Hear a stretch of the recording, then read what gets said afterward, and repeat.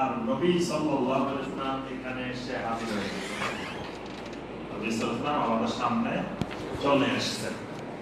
এই যে বিশ্বাস, এই বিশ্বাসটা কি শিরিক না?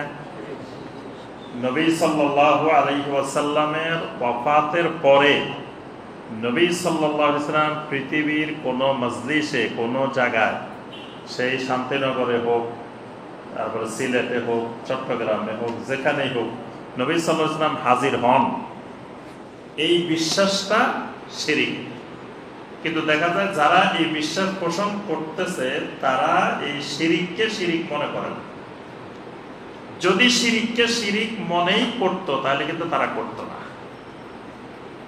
তাহলে আমি প্রথম যে কথাটা বলছি সেটা হলো, বাংলাদেশের মুসলিম শিরিক করে, কিন্তু সেটাকে শিরিক মনে করে করে না, সেটাকে ইবাদত মনে করে, ভালো মনে করেই করে।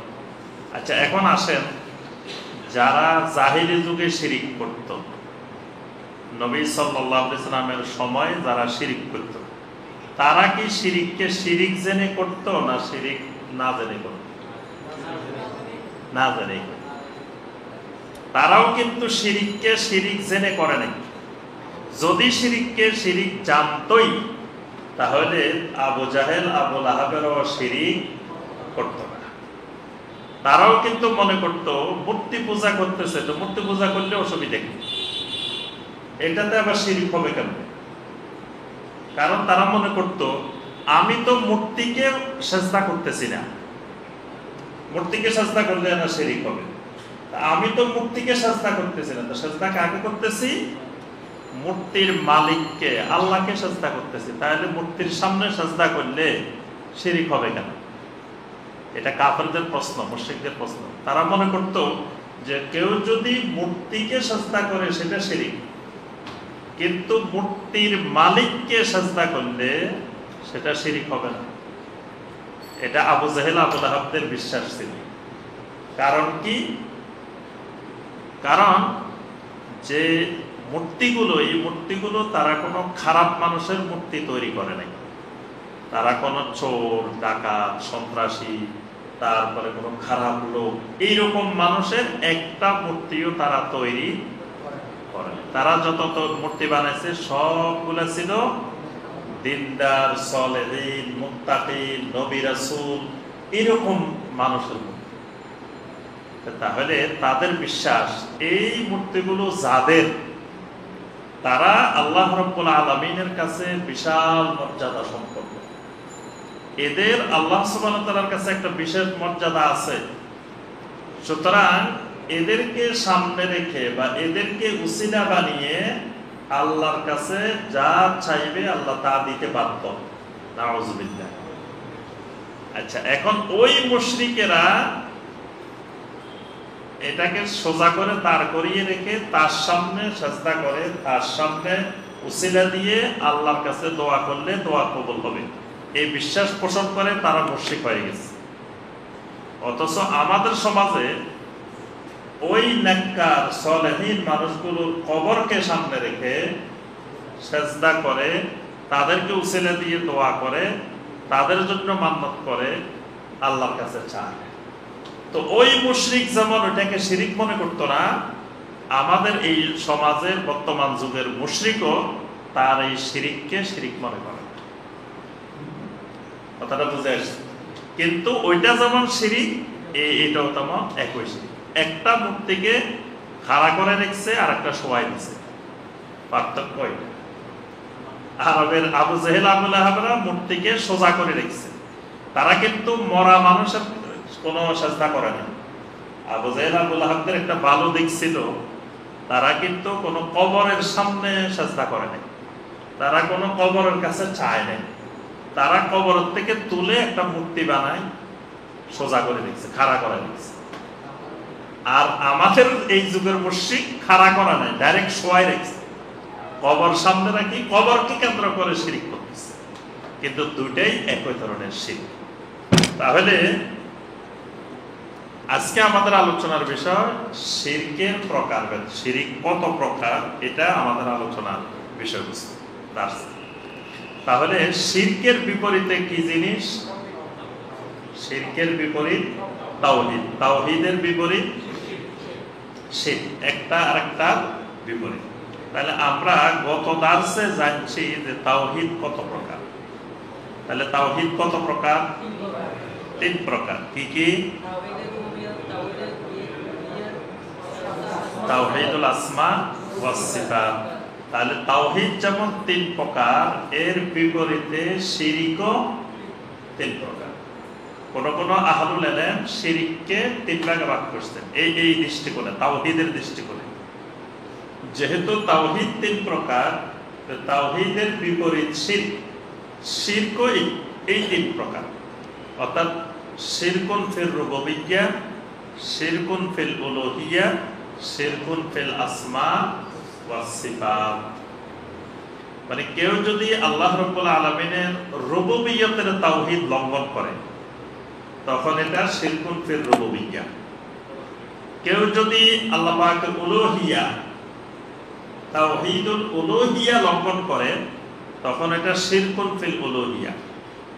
কেউ যদি আল্লাহ সুবহানাহু ওয়া তাআলার নাম এবং গুণাবলীর তাওহীদ লঙ্ঘন করে তখন এটা শিরকুন ফিল আসমা ওয়াস সিফাত। আবার কেউ শিরককে অন্য দৃষ্টিতে 3 ভাগে ভাগ করছেন, বড় শিরক আর ছোট, বড় আর ছোট দৃষ্টিতে। এই দৃষ্টিতে শিরক 3 প্রকার: শিরকে আকবর, শিরকে আসগর, শিরকে খফি। শিরকে আকবর, শিরকে আসগর, শিরকে খফি। আবার কেউ 2 ভাগে ভাগ করছেন, শিরকে আকবর, শিরকে আসগর। শিরকে খফি যেটা, এটা শিরকে আকবরের মধ্যেও আছে, শিরকে আসগরের মধ্যেও আছে। মানে শিরকে খফিটা হলো গোপন শিরক। তো গোপন শিরকটা যদি আকীদার ক্ষেত্রে হয় তখন এই গোপন শিরকটা শিরকে আকবর। আবার যদি গোপন শিরকটা আমলের ক্ষেত্রে হয় তখন এটা শিরকে আসগর। এজন্য অনেক আহলুল ইলম 3 ভাগে ভাগ করার নাই, 2 ভাগে ভাগ করছে। একটা শিরকে আকবর আর একটা শিরকে আসগর। আর শিরকে খফির মধ্যে 2 ধরনের আছে, মানে শিরকে আকবরও আছে, শিরকে আসগর।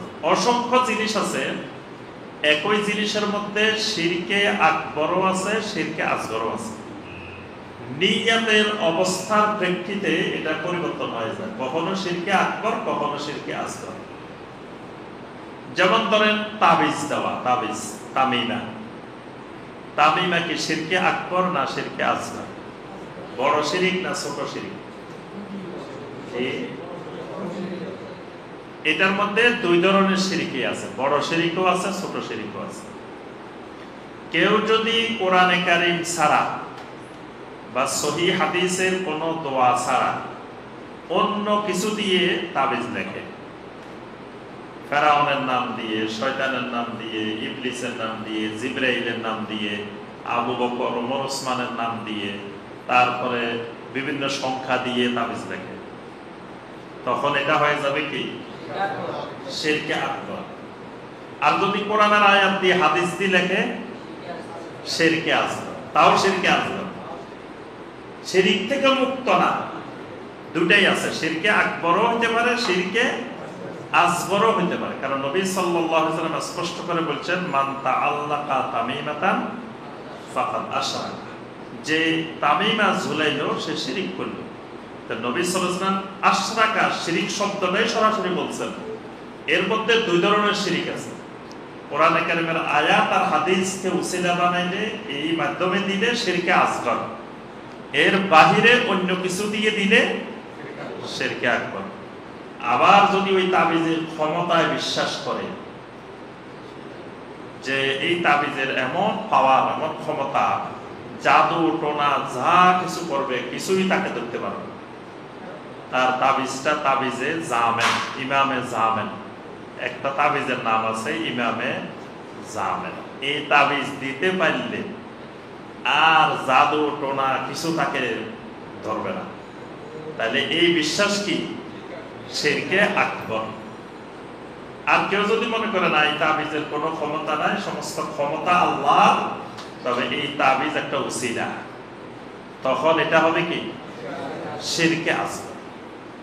কারণ এটা শিরক থেকে যদি মুক্ত হতো তাহলে নবী সাল্লাল্লাহু আলাইহি ওয়াসাল্লাম কোন না কোন সাহাবীকে জীবনে একটা দুইটা তাবিজ হলেও দিতেন।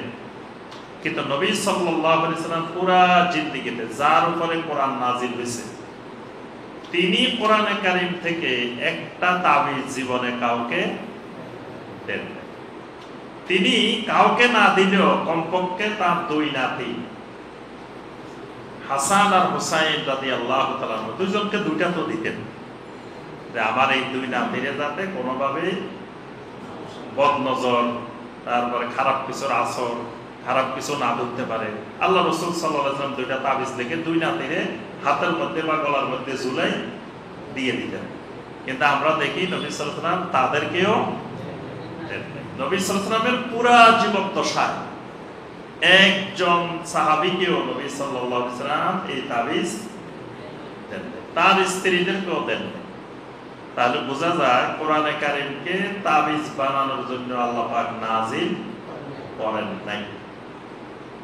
সুতরাং যে কাজের জন্য কোরআন নাজিল হয় নাই সেই কাজের জন্য ব্যবহার করাটাই শিরক। কথাটা বুঝে আসছে? আল্লাহ রাব্বুল আলামিন কোরআনে কারীম নাজিল করেছেন তেলাওয়াতের জন্য, কোরআনে কারীম নাজিল করেছেন তাদাব্বুর করার জন্য, কোরআনে কারীম নাজিল করেছেন বারাকাত নেওয়ার জন্য, কোরআনে কারীম নাজিল করেছেন ফাহামের জন্য, বুঝার জন্য, কোরআনে কারীম নাজিল করেছেন শিখার জন্য, কোরআনে কারীম নাজিল করেছেন আমল করার জন্য, কোরআনে কারীম নাজিল করেছেন জীবনের সর্বক্ষেত্রে বাস্তবায়ন করার জন্য। এগুলা কোরআন নাজিলের উদ্দেশ্য। কোরআন নাজিলের উদ্দেশ্য এটা নয় যে এটা তাবিজ বানিয়ে মানুষ হাতে গলায় কোমরে লাগিয়ে রাখবে, বরং কোরআন শেফা দিবে। কোরআন শেফা, তবে কিসের শেফা? শিফাউল লিমা ফিস সুদূর, অন্তরের মধ্যে যত রকমের রোগ হয়, বুকের ভিতরে কালবের মধ্যে যত রোগ হইতে পারে এই সমস্ত রোগের শেফা। কলবের রোগগুলা কি কি? কুফরির রোগ হইতে পারে, শিরকের রোগ হইতে পারে, নেফাকের রোগ হইতে পারে, বেদাতের রোগ হইতে পারে, তারপর আপনার জাইগের রোগ হইতে পারে, শাক্কের রোগ হইতে পারে। এগুলা এক একটা অন্তরের রোগ। এই রোগগুলোর শেফা দিবে কোরআন। ওই শেফার জন্য কোরআন নাজিল হয়েছে।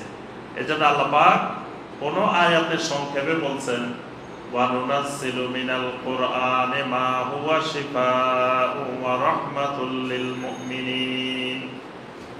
অন্য আয়াতে গিয়ে আল্লাহ পাক এটার ব্যাখ্যা করছেন যে ওয়া শিফাউল লিমা ফিস সুদূর, এটা তোমাদের সদরের ভিতরে, বুকের ভিতরে যত রকমের রোগ আছে সমস্ত রোগের শেফা দিবে। তাহলে আমরা যে বিষয়টা বলছিলাম যে একই জিনিসের মধ্যে শিরকে আকবরও থাকতে পারে, আবার শিরকে আসগরও থাকতে পারে। অবস্থা ভেদে শিরকে আকবর হবে, অবস্থা ভেদে শিরকে আসগর হবে। আচ্ছা, এখন আসেন শিরিক কাকে বলে। প্রথমে জানতে হবে শিরিক কাকে বলে। শিরিকটা কি? শিরিক হলো ফাহুয়া তাসবিয়াতু গায়রিল্লাহ বিল্লাহি ফি শাইইম মিন হুকুকিহি, অর্থাৎ আল্লাহ রাব্বুল আলামিনের যে হক, আল্লাহর যে অধিকার, আল্লাহ সুবহানাহু ওয়া তাআলার অধিকার সমূহ থেকে কোনো একটি অধিকার আল্লাহ ছাড়া অন্য কোনো মাখলুককে দেওয়ার নাম শিরক। মানে আল্লাহ রাব্বুল আলামিনের যে হক, আল্লাহর যে অধিকার, এই অধিকারের কোনো একটি অধিকার আল্লাহ ছাড়া অন্য কাউকে দেওয়ার নাম হলো শিরক। এটাকে আল্লাহ পাক কোরআনে কারিমে কোন জায়গায় বলছেন আন্দাদাম মিন দুনিল্লাহ, মানে নিদ্দান শব্দ ব্যবহার করছেন, নিদ্দান। যেমন কোরআনে কারিমে সর্বপ্রথম নিষেধাজ্ঞা হলো ফালা তাজআলু লিল্লাহি নিদ্দান ফালা তাজআলু লিল্লাহি আন্দাদান ওয়া আনতুম তা'লামুন, সূরা আল বাকারার 22 নম্বর আয়াত কোরআনে কারিমে। এর আগে আল্লাহ পাক এই 22 নম্বর আয়াতের আগে কোনো কিছু নিষেধ করেন নাই। 22 নম্বর আয়াতে সর্বপ্রথম নিষেধাজ্ঞা জারি করছেন বান্দার উপর। সেই নিষেধাজ্ঞাটা কি?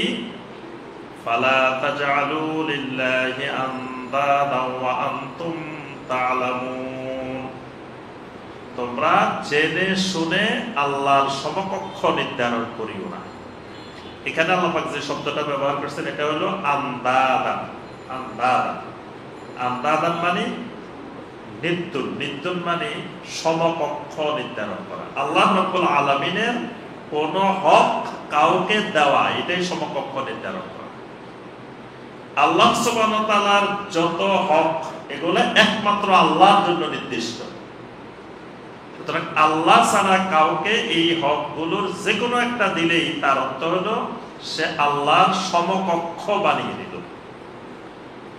সূরা আল বাকারার 165 নম্বর আয়াতে আল্লাহ পাক বলেন, ওয়া মিনান নাসি মান ইয়াত্তাখিযু মিন দুনিল্লাহি আনদাদান ইউহিব্বুনাহুম কাহুব্বিল্লাহ।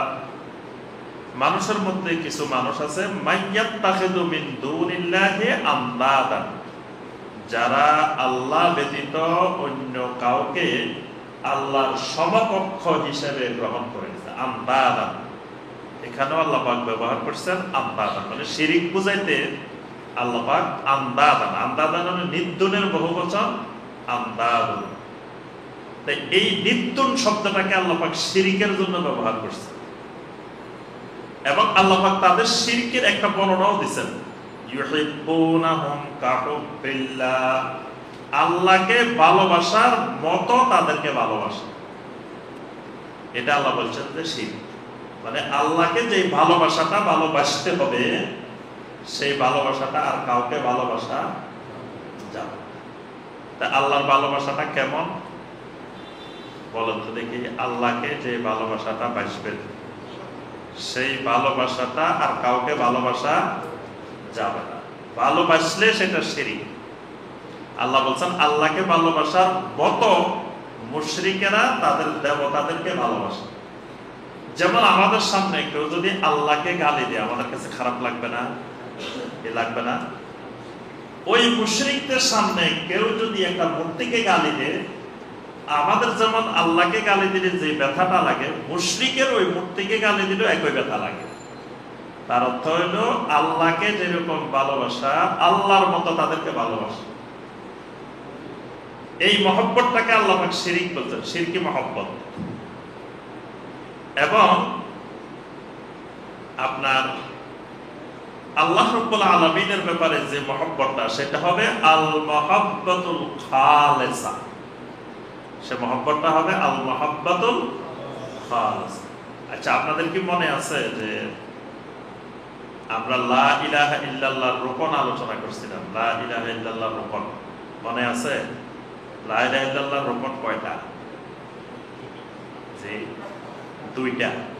লা ইলাহা ইল্লাল্লাহর রুকন হলো দুইটা, একটা হলো নফি আর একটা হলো ইসবাত। মানে একটা হলো না করা আর একটা হলো হ্যাঁ করা। চারটা জিনিসকে না করতে হয়, চারটা জিনিসকে হ্যাঁ করতে। যে চারটা জিনিসকে হ্যাঁ করতে হবে তার মধ্যে একটা হলো আল মাহাব্বাতুল খালিসাতু লিল্লাহি আযজা ওয়া জাল্লা, অর্থাৎ একমাত্র আল্লাহ রাব্বুল আলামিনের জন্য মহব্বতে খালিসা। এই খালিস মহব্বত, ওয়া মা উমিরু ইল্লা লিয়াবুদুল্লাহা মুখলিসিনা লাহুদ্দিন। কোরআনে কারিমে অনেক জায়গা দেখবেন আল্লাহ বলছে ইবাদত করো। আল্লাহর ইবাদত কেমনে? মুখলিসিনা লাহুদ্দিন, একমাত্র আল্লাহর জন্য দ্বীনকে খালেস করে। তা আল্লাহর জন্য দ্বীন কেমনে খালেস করবেন? এটাই হলো আল মাহাব্বাতুল খালিসা।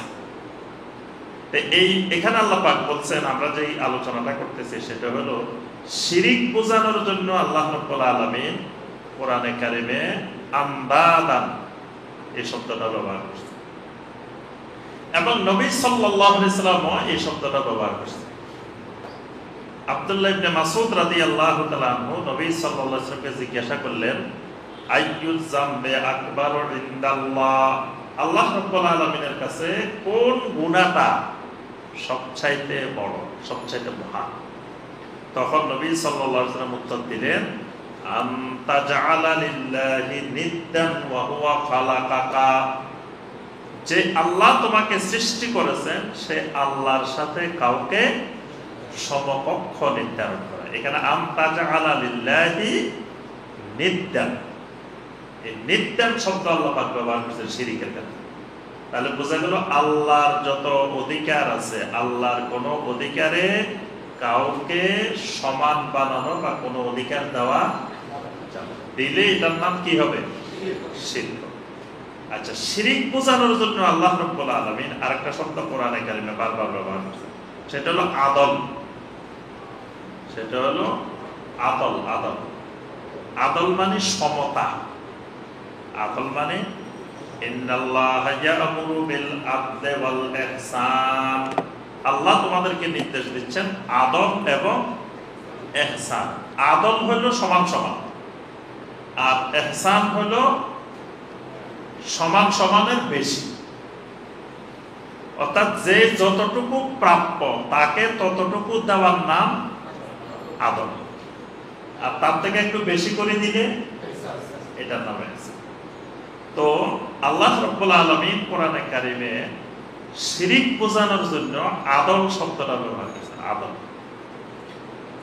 যেমন আল্লাহ রাব্বুল আলামিন কোরআনে কারিমে সূরা আল-আনআম, সূরা আল-আনআমের প্রথমে আল্লাহ পাক বলেছেন সুম্মাল্লাযীনা কাফারু বিরাব্বিহিম ইয়া'দিলুন।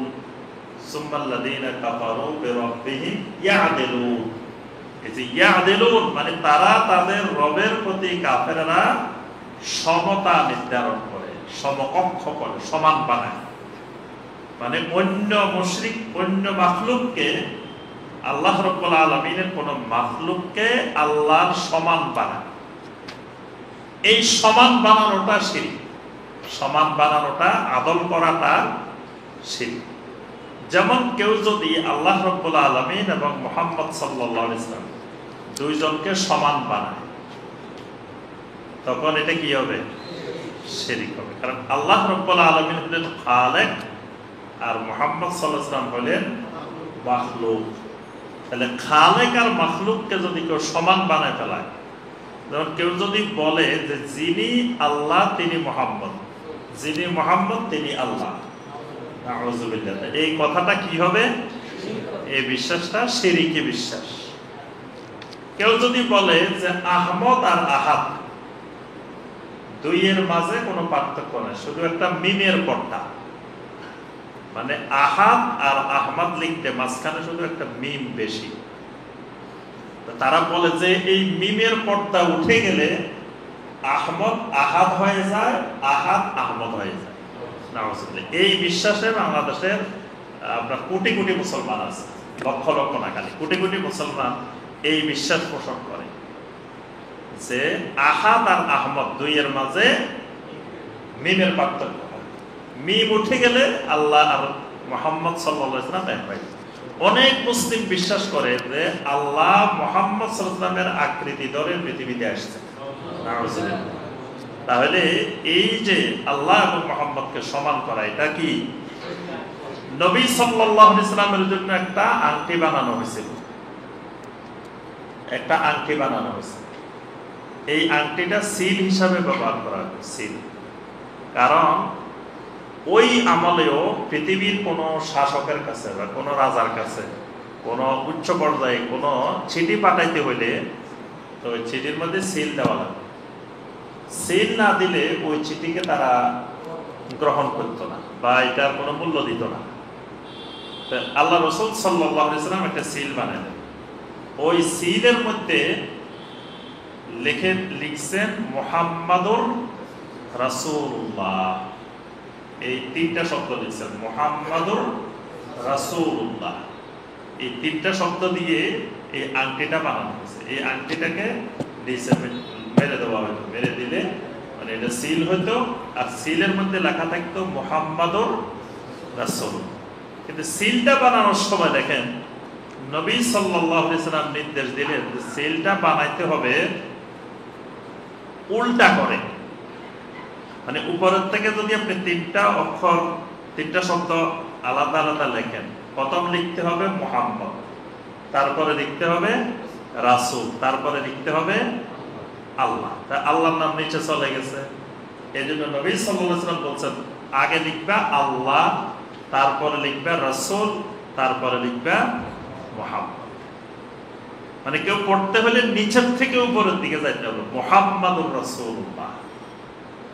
কথাটা বুঝে আসছে? কেন? আল্লাহ রাব্বুল আলামিন খালেক, আল্লাহর নাম উপরে থাকবে। মুহাম্মদ সাল্লাল্লাহু আলাইহি সাল্লাম তিনি সাইয়্যিদুল মুরসালিন, খাতামুন নবিয়্যিন, সবই ঠিক আছে, কিন্তু তিনি মাখলুক, তিনি আবদ, তিনি গোলাম। সুতরাং নবী সাল্লাল্লাহু আলাইহি সাল্লাম তার নাম দিয়েছেন নিচে। কিন্তু বাংলাদেশে দেখবেন মুসলিমেরা সমান, আল্লাহ আর মুহাম্মদ একসাথে নিয়ে আসে। আল্লাহ আর মুহাম্মদ যদি এক জায়গায় লিখতে হয়, শুধু যদি সিফাত বিহীন খালি আল্লাহ খালি মুহাম্মদ, তাহলে আল্লাহ উপরে লিখতে হবে, মুহাম্মদ নিচে লিখতে হবে, একসাথে লেখা যাবে। তবে সিফাত সহকারে একসাথে লেখা যাবে।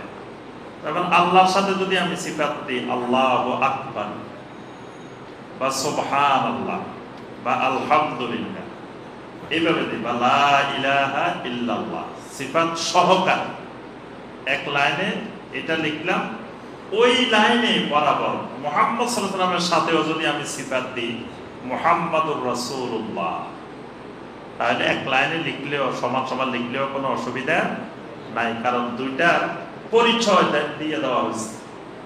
কিন্তু কোনো পরিচয়বিহীন খালি আল্লাহ খালি মুহাম্মদ, এটা এক লাইনে এক বরাবর দেওয়া যাবে না। যে কথাটা আমরা বলছিলাম যে শিরকের আরেকটা শব্দ হলো কি? আদল। এভাবে আল্লাহ রাব্বুল আলামিন কোরআনে কারিমে শিরকের জন্য আরো অনেকগুলো শব্দ ব্যবহার করেছেন। মূল কথা হলো আল্লাহ রাব্বুল আলামিনের রুবুবিয়তের ক্ষেত্রে, উলুহিয়তের ক্ষেত্রে, নাম এবং গুণাবলীর ক্ষেত্রে কোনো কিছুকে সমকক্ষ নির্ধারণ করলে এটা হয় শিরক। শিরকের প্রথম ক্ষতিকর দিক যেটা, সেটি হলো শিরিক করার পরে কেউ যদি তওবা না করে মারা যায়, মানে শিরিক থেকে ফিরে আসার আগে মারা যায়, শিরকে আকবর থেকে ফিরে আসার আগে মারা যায়, তাহলে আল্লাহ রাব্বুল আলামিন এই শিরকের গুনাহ ক্ষমা করবেন না। আল্লাহ পাক কোরআনে কারিমে অনেক আয়াতে বলেছেন। সূরা আন-নিসার 48 নম্বর আয়াতে বলছেন, 116 নম্বর আয়াতে বলছেন, ইন্নাল্লাহা লা ইয়াগফিরু আন ইউশরাকা বিহি ওয়া ইয়াগফিরু মা দুনা যালিকা লিমান ইয়াশা। আল্লাহ রাব্বুল আলামিন চাইলে, ইচ্ছা করলে বান্দার সকল গুনাহ আল্লাহ ক্ষমা করে দিতে পারেন, কিন্তু শিরকের গুনাহ আল্লাহ রাব্বুল আলামিন ক্ষমা করবেন না। এটা আল্লাহ পাক আগেই জানিয়ে দিয়েছেন কোরআনে কারিমের মধ্যে। হাদিসের মধ্যে সহিহ আল বুখারী 4497 নম্বর হাদিস, আল্লাহ রাসূল সাল্লাল্লাহু আলাইহি ওয়াসাল্লাম বলেন, মান মাতা ওয়া হুয়া ইয়াদউ মিন দুনিল্লাহি নিদ্দান দাখালান নার। যেই ব্যক্তি এমন অবস্থায় মারা গেল যে সে ওয়া হুয়া ইয়াদউ মিন দুনিল্লাহি নিদ্দান, মানে আল্লাহর সাথে শিরিক করা অবস্থায় মারা গেল, দাখালান নার, সে জাহান্নামে প্রবেশ করবে, সে জাহান্নামে যাবে। এই জাহান্নামে প্রবেশটা রূহ এবং শরীরের একসাথে সমন্বয়ের মাধ্যমে হবে। আর যারা জাহান্নামে যাবে তাদেরকে কবরের মধ্যে সকাল সন্ধ্যা জাহান্নাম দেখানো হবে, কবরের মধ্যে জাহান্নাম দেখানো হবে। কোরআনে কারিমে আল্লাহ পাক সূরা কাফিরের 46 নম্বর আয়াতে বলছেন, আন-নারু ইউরাদুনা আলাইহা গুদুওয়ান ওয়া আশিয়্যা। ফেরাউন এবং ফেরাউনের অনুসারীদেরকে সকাল বিকাল জাহান্নামকে তাদের সামনে উপস্থাপন করা হয়। কেউ কেউ বলে যে কবরের আযাবের কথা কোরআনে নাই। বর্তমানে এরকম একটা সন্দেহ, ওয়াসওয়াসা সৃষ্টি করে মানুষের। ওয়াসওয়াসা দুই দিক থেকে সৃষ্টি হয়। আল্লাহ সুবহানাহু ওয়া তাআলা সূরা নাসের মধ্যে বলছেন যে আল্লাযী ইউওয়াসবিসু ফি সুদুরিন নাস, যারা মানুষের অন্তরের মধ্যে, মানুষের ভিতরে ওয়াসওয়াসা সৃষ্টি করে। কারা কারা করে? মিনাল জিন্নাতি ওয়ান নাস, কিছু জিনও করে, কিছু মানুষও করে। জিন শয়তানও করে, জিন আবার শয়তান মানুষও করে। তো এরকম কিছু কিছু মানুষ দেখা যায় আহলে কোরআন নাম দিয়ে হাদিস অস্বীকার করে, মানুষের ভিতরে আস্তে করে যায় কয়েকটা কথা বলে সন্দেহ সৃষ্টি করে দেয়, বলে যে শুনো 5 ওয়াক্ত নামাজের কথা কোরআনে নেই। হ্যাঁ, এটা বলে সন্দেহ হচ্ছে। এখন একদম সাধারণ মানুষ মনে করে কিরে 5 ওয়াক্ত সালাত আদায় করি, বলে এটা কোরআনে নাই, কোরআনে না থাকলে কি করতেছে, তাহলে তো নামাজ পড়া লাগবে না। অনেকে মনে করে তো বাসে গেলাম আর নামাজ পড়ার দরকার নাই, হ্যাঁ খুশি হয়ে যায়। আবার কেউ বোঝায় বলে যে কবরের আযাবের কথা কোরআনে নাই। কোরআনে কারিমের অসংখ্য আয়াতে আল্লাহ রাব্বুল আলামিন কবরের আযাবের কথা বলছেন। হাদিসে তো অসংখ্য হাদিস কবরের আযাবের ব্যাপারে আছে। তো তন্মধ্যে এই আয়াতটা একটা দলিল, সূরা গাফিরের 46 নম্বর আয়াত। আল্লাহ পাক বলছেন সকাল বিকাল ওই আলমে আর ওই বারজাখি হায়াতের মধ্যে ফেরাউন এবং আলে ফেরাউনদেরকে জাহান্নাম তাদের সামনে উপস্থাপন করা হবে। জাহান্নাম উপস্থাপন করা হয় মানে কি, সেখানে জাহান্নামের স্বাদ, জাহান্নামের আযাব তারা এই বারজাখি জীবনেও ভোগ করতেছে। এরপরে আল্লাহ পাক বলছেন ইউসাব্বিতুল্লাহু আল্লাযীনা আমানু বিল কওলিস সাবিত ফিল হায়াতিদ দুনিয়া ওয়া ফিল আখিরাহ। আল্লাহ রাব্বুল আলামিন ঈমানদারদেরকে সাবিত রাখেন দুনিয়ার জীবনেও আখিরাতের জীবনেও। কিসের দ্বারা? বিল কওলিস সাবিত। কওলে সাবিত মানে লা ইলাহা ইল্লাল্লাহ। লা ইলাহা ইল্লাল্লাহর একটা নাম কওলে সাবিত, একটা নাম কওলে সাদীদ। ইয়া আইয়ুহাল্লাযীনা আমানুত্তাকুল্লাহ ওয়া কুলু কাওলান সাদীদা। এই কাওলান সাদীদা মানে লা ইলাহা ইল্লাল্লাহ, আর কাওলে সাবিত মানেও লা ইলাহা ইল্লাল্লাহ। আল্লাহ পাক বলেন দুনিয়াতেও লা ইলাহা ইল্লাল্লাহ তারা সাবিত রাখেন, আখিরাতেও সাবিত রাখেন। আখিরাতে সাবিত রাখেন মানে যার ভিতরে লা ইলাহা ইল্লাল্লাহর তাওহীদ থাকবে তাকে কবরের আযাব গ্রাস করবে না। নবী সাল্লাল্লাহু আলাইহি ওয়াসাল্লাম আযাবে কবরের বর্ণনা দিতে গিয়ে এই আয়াতটা তেলাওয়াত করেছেন। তার অর্থ হলো যে লা ইলাহা ইল্লাল্লাহ কবরের আযাব থেকে বান্দাকে রক্ষা করে। তাহলে আমরা যেটি বলছিলাম যে শিরকের 1 নম্বর ক্ষতিকর দিক যে আল্লাহ রাব্বুল আলামিন শিরক করার অবস্থায় কেউ মারা গেলে এই শিরকের গুনাহ আল্লাহ রাব্বুল আলামিন ক্ষমা করবেন না। তবে নবী সাল্লাল্লাহু আলাইহি ওয়াসাল্লাম এই ভবিষ্যৎবাণীও করেছেন যে এই উম্মতের মধ্যে কিয়ামতের আগে আবার এই উম্মত শিরকের মধ্যে নিমজ্জিত হয়ে যাবে। কারণ শিরকের মধ্যে নিমজ্জিত না হলে তো কিয়ামতে হবে না। মানে যতক্ষণ পৃথিবীতে একজন তাওহীদবাদী মুমিন থাকবে ততক্ষণ কিয়ামত হবে না। তাহলে কিয়ামত হইতে হইলে একজন তাওহীদবাদী মুমিনও পৃথিবীতে থাকা যাবে। এজন্য নবী সাল্লাল্লাহু আলাইহি ওয়াসাল্লাম লা তাকুমুস সাআতু হাত্তা লা ইউকালা ফিল আরদি আল্লাহ আল্লাহ। এই আল্লাহ আল্লাহ মানে লা ইলাহা ইল্লাল্লাহ। যে যতক্ষণ জমিনে লা ইলাহা ইল্লাল্লাহ তাওহীদবাদী একজন মুমিন থাকবে ততক্ষণ কিয়ামত হবে না। তো অনেকে দেখবেন যে অনেকের চিন্তা দুশ্চিন্তা ঘুম আসতেছে না, যে সৌদি আরব খারাপ হয়ে যাচ্ছে। দেখবেন অনেকে ঘুম হারাম, নিজের দেশের চিন্তা নাই, নিজের চিন্তা নাই, পরিবারের চিন্তা নাই, সব চিন্তা খালি সৌদি আরব নিয়ে। সৌদি আরব সর্বনাশ, খারাপ হয়ে যাইতেছে, যুবরাজ খারাপ হয়ে গেছে, অমুক খারাপ হয়ে গেছে, অনেক মানে দুশ্চিন্তা শেষ। তা আমরা বলি যে যদি সৌদি আরব খারাপ না হয় কিয়ামত হইব কেমনে? কি বলে? সৌদি আরব যদি তাওহীদের উপরেই থাকে সারা জীবন তাহলে তো কিয়ামত আর হওয়ার সম্ভাবনা নাই। কি বলেন? কিয়ামত কেমনে হবে? তাহলে কিয়ামতের আগে সৌদি আরব তাওহীদ থেকে সরে যাবে, তারাও তাওহীদের ভূমি থাকবে না, বালাদুত তাওহীদ থাকবে না, সেখানেও শিরকের অন্ধকার আবার নিমজ্জিত হবে। তাহলে তারা খারাপ হলে আমাদের চিন্তার কোনো বিষয় না। তাদের এই সৌদি আরব কত খারাপ লোকেরা শাসন করছে যুগে যুগে যুগে যুগে, আমাদের আমলে আসে আমরা তাওহীদের দেশ হিসেবে পাইছি। কিন্তু এটা আগে কিন্তু তাওহীদের দেশ ছিল না, এটা শিরকে ডুবে গেছিল। সেখান থেকে এক বিপ্লব সংস্কারের মাধ্যমে এটা তাওহীদের দেশ হয়েছে। তো এটা যে কত বছর থাকবে তাওহীদের উপর, এটা তো আল্লাহ সুবহানাহু ওয়া তাআলা ভালো জানেন। এক সময় তারা তাওহীদ থেকে সরে যেতে পারে।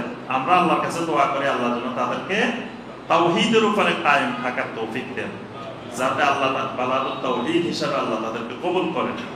কিন্তু আল্লাহ রাব্বুল আলামিন ভালো জানেন কতদিন থাকবে, তাওহীদ থেকে সরেও যেতে পারে। কিন্তু সেটা নিয়ে আমাদের দুশ্চিন্তার কারণ না। আমরা আমাদের দেশ, আমাদের সমাজ কেমনে তাওহীদবাদী সমাজ হবে সেই চিন্তা নিয়ে পেরেশান থাকা দরকার। আমার ভিতরে কেমনে তাওহীদ আসবে, আমার পরিবারে কেমনে তাওহীদ আসবে, আমার সমাজে কেমনে তাওহীদ আসবে, আমার দেশে কেমনে তাওহীদ আসবে।